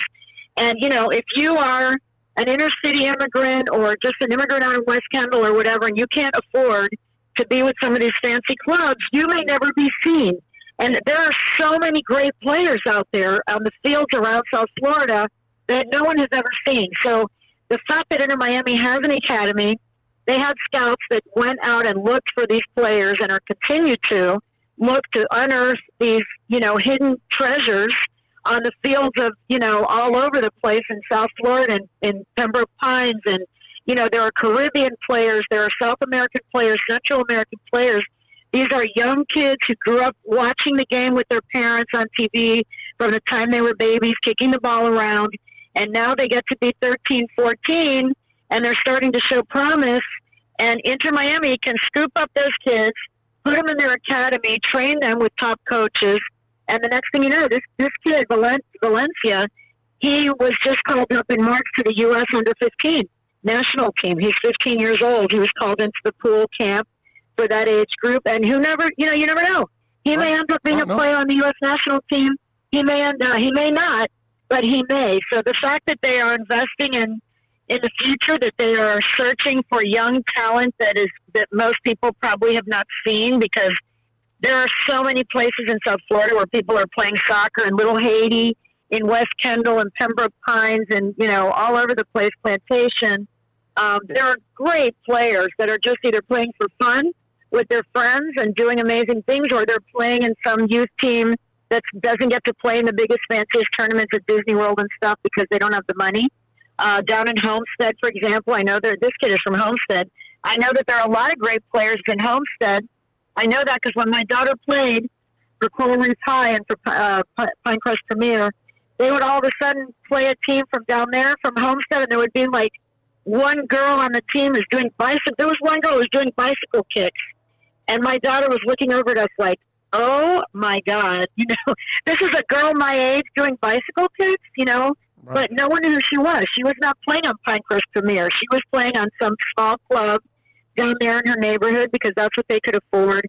So that's what Inter Miami's doing. They're looking for those kind of players, and they have a few of them now that they've got playing at 15, 16, 17 years old, playing on the Fort Lauderdale USL team. And who knows, in a couple of years, they may be suiting up for Inter Miami. That is just some good stuff, man. That was fun to watch. I mean, that was un golazo last week when he got that from midfield. That was a beautiful thing, man. Yeah. Yeah, no doubt about it. Well, it'll be fun, Michelle. I will see you tomorrow. I'll see you tomorrow. I'll be the woman in the mask, so. Yeah, I don't even, you know what? I actually may not see you because it depends on the tier you're in. If you're not in that 1, 2, or 3 tier, if you're in one tier, you can only stay with the people that are in 1 tier or 2 tier. I'm in the 3rd tier, so I don't know what tier you're in.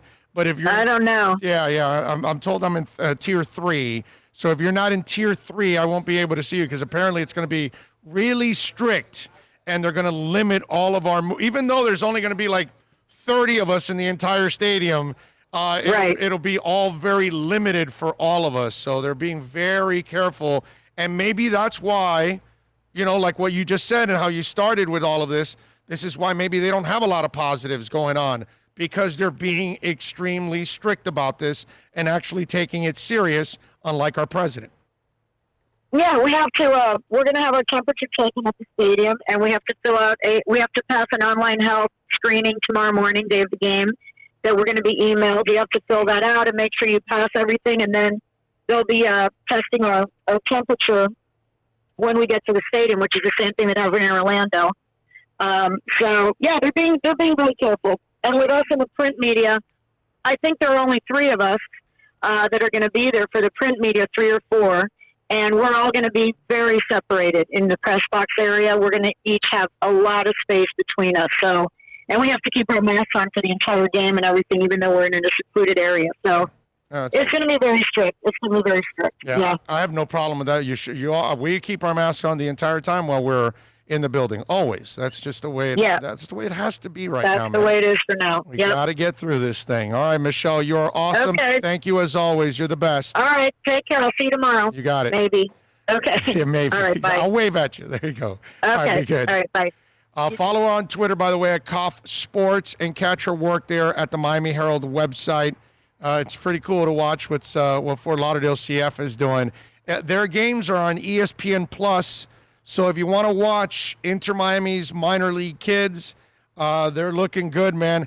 Even in the first couple games that they lost, there was one game where they were outplaying. It's just they made a couple of mistakes. They're so young, and they were playing against a team that was like, you could tell they were older and bigger, and their bodies were more developed, and our guys are a bunch of young little teenagers running around popping zits. You know what I'm saying? But they've got a couple of young cats on that team that are pretty impressive. Again, if you like it, I saw you, Ian from Brooklyn. I saw you retracted the message and you were taking shots and boring.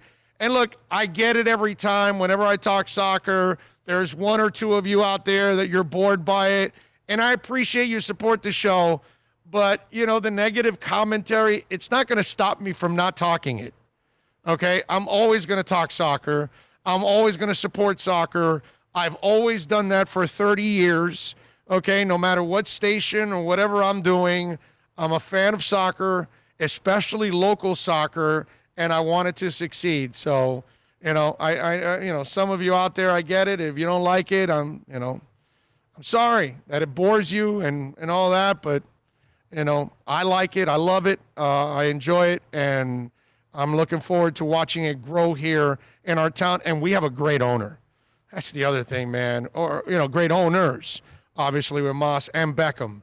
But I think we just got a group of people that want to really bring a champion and bring a lot of fun here. And I think even those of you that hate it, I think you'll learn to accept it. Those of you that are on the fence, I think you'll become fans when it's all said and done. Right now, it's hard. They're 0-5. They're not winning, and so winning is what attracts people, Julius 305, thank you, my brother, for chiming in with a super chat.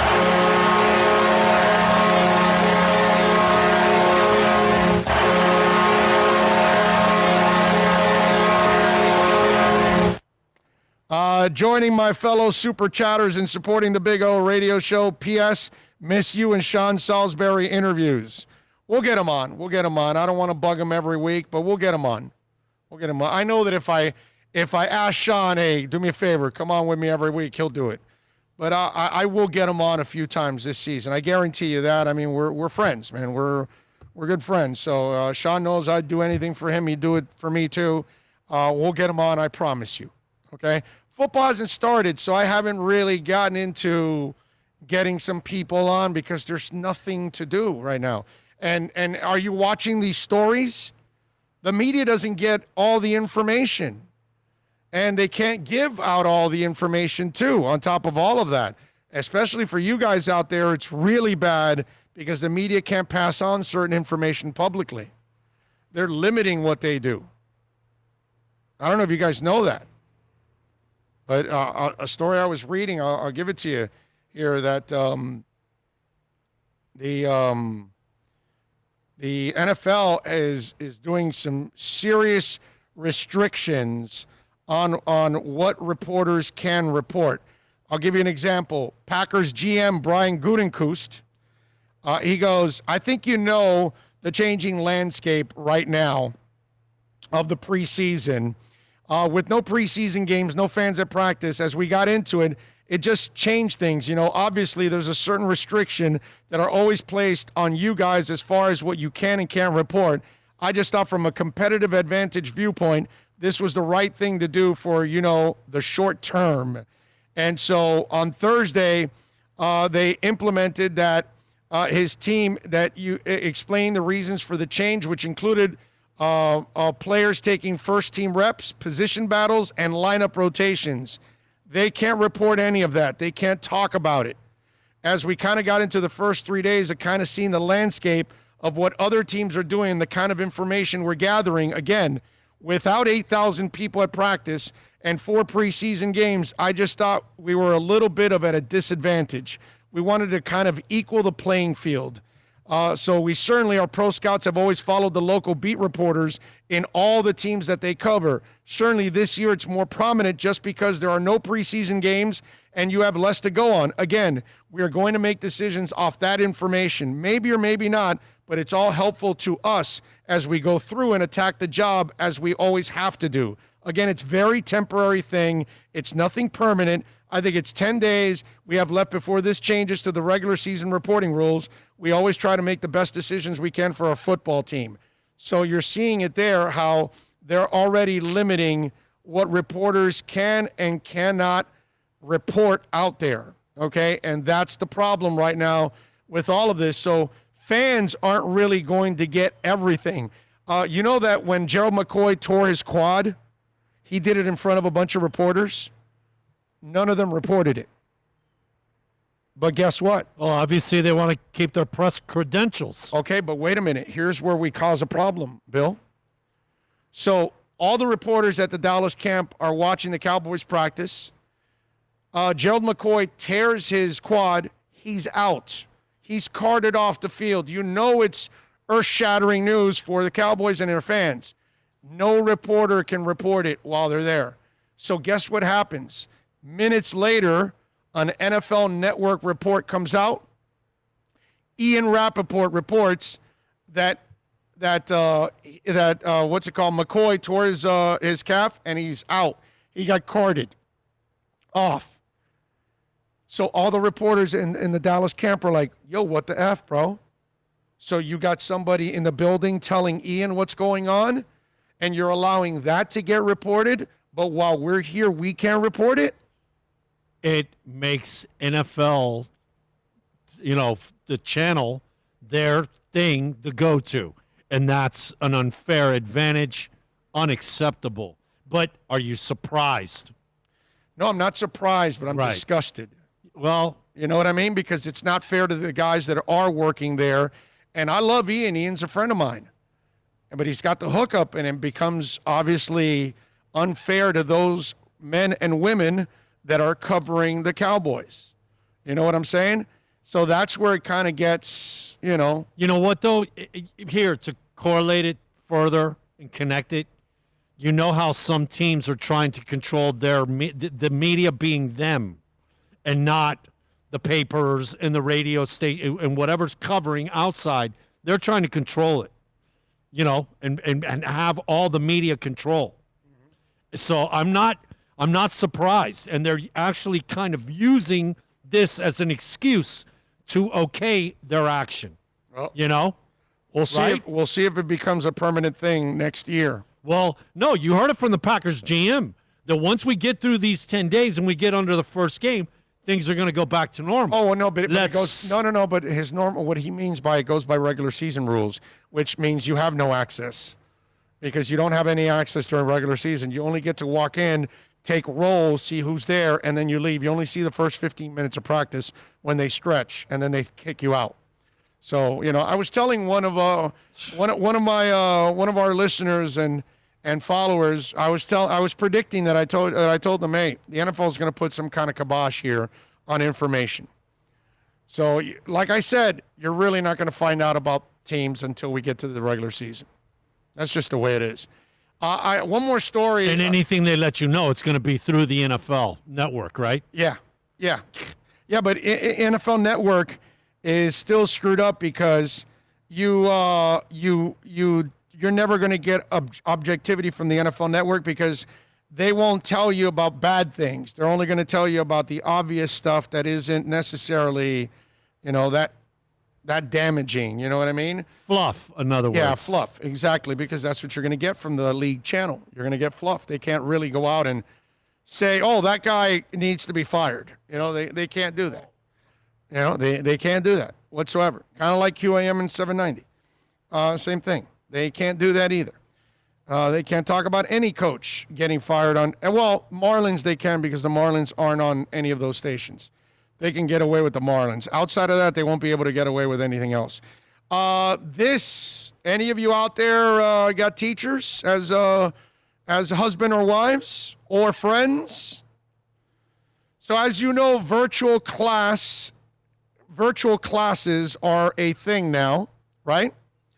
So a virtual class in Texas turned into chaos this week after one high school student lifted his shirt and began making sexual advances and gestures at the teacher, according to a horrified classmate. They were pulling their shirts off and saying really disgusting stuff to the teacher, making her feel uncomfortable. Edward Corpus, who was in the class, told the news station KSAT. The teacher was having a Zoom class on Tuesday with about 12 students from a different high school grade when the indecent behavior began. A recording of the incident reportedly shows a male student saying to a teacher, "Why you so sexy, Mrs. Whatever?" and telling the class he would perform a sex act on her. Officials with Edison High School in San Antonio confirmed that a student acted inappropriate and disrespectful manner and vowed to take disciplinary action. The student's behavior is unacceptable, the district said in a statement. Even while we are in remote learning, we are to follow the SAISD Student Code of Conduct, which has policies in place to promote and maintain a positive, safe, and effective learning environment for students and adults. Corpus said he does not know any of the students involved or what they were hoping to gain from their actions. I just don't understand what goes through kids' heads, The 11th grader told KSAT, like what? What are they thinking? Why do they do that? So, and I would imagine that the video is going to get out because all these kids have phones, right? So they're going to video this and stuff. But now this obviously is going to motivate others to do stuff. I mean, this is... Well, they're getting famous. Yeah. I want to be famous. Yeah, this virtual stuff is, Now, remember, here in Florida, we've got, it happens often where we've got some teachers that get involved with students. Now that they're virtual, they can't get to touch like they used to. So I guess, it's like Rick Springfield said, sexual angst. It's a driving factor. You know what I'm saying? So I wonder how, what I wonder is how hot was that teacher? Well, because you think about it, would you take off your shirt or whatever and talk to most of your teachers? No, because most of your teachers weren't attractive. Some were, though. But, right, exactly. There was, one or two, like math teacher, Mrs. Rodriguez in Hialeah High, Look, I can tell you she was hot. Our senior class rep. Real hot. The one that was, we know, Sorota, because we were sweethearts. The sponsor, Smoking you hot. remember? I hit on her every chance I got. Right. And would tell her flat out, hey, let's go to yesterday's Christopher's up in Fort Lauderdale. Yeah, I got an AD. Let's go. Let's go. You got to try, man. So virtually, you have no shot now. So I guess he was shooting his shot virtually. You know what I mean? So you can't make young teacher, the classroom.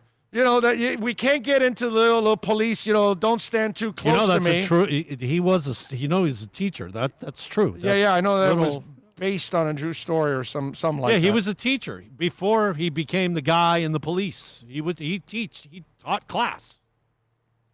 Oh, it's going to be Hot for Teacher 2.0. I got my pencil. Give me something to write on. Oh, that kid is looking for after-school detention. Wink, wink. I remember in 9th grade, our Spanish teacher was hot and used to wear skirts all the time. Dude was busted with a mirror on his shoe. But see, look, all this stuff we're hitting on the teacher, it would just be, you get, stop. In our day, it was not a, in our day, silly kid, get out of here, yeah, that kind she'd of always stuff. like, Bill, please, just go get it. Right. Bill, how many times do I got to turn you down? I go, well, probably in another couple of days when I see you again, you're going to be doing it again. Yeah, guaranteed. I ain't going to stop me from trying. That's why, it's like I would never want to be young again to go to school again. Like, I would be so disappointed at, Our wings would be clipped, man. Yeah. We had too much fun. There was just too much fun to be had that if you go to school now, there's no way you could have that kind of fun anymore. Not only that, most of the kids today wouldn't get us, man. They're so uptight and so, man. Yeah. Would be a whole different ballgame. All right, we got to wrap it up here on the show. We thank all of you out there, as always, for tuning in. I did leave let me see, 1, 2. How many on the cutting room floor 3, today? 4, 5, 6, 7 stories. 7 stories I left on the table. Looking forward to the Heat coming home, man. Our home crowd's in the virtual crowd. That's right. Heat coming, the 5 seed. They come home tomorrow. It's a beautiful thing. They'll play the game before. They're going to play at Inter Miami Stadium, actually. They've moved the game. We're going to put a court right on the middle of the field, and then we're going to let the guys play football after that. That's it. That would be cool. I'd be looking to get a press credential from you, sir. There you go. We'll see you guys. Omar Lopez, thank you, sir, giving us a little love on the Super Chat.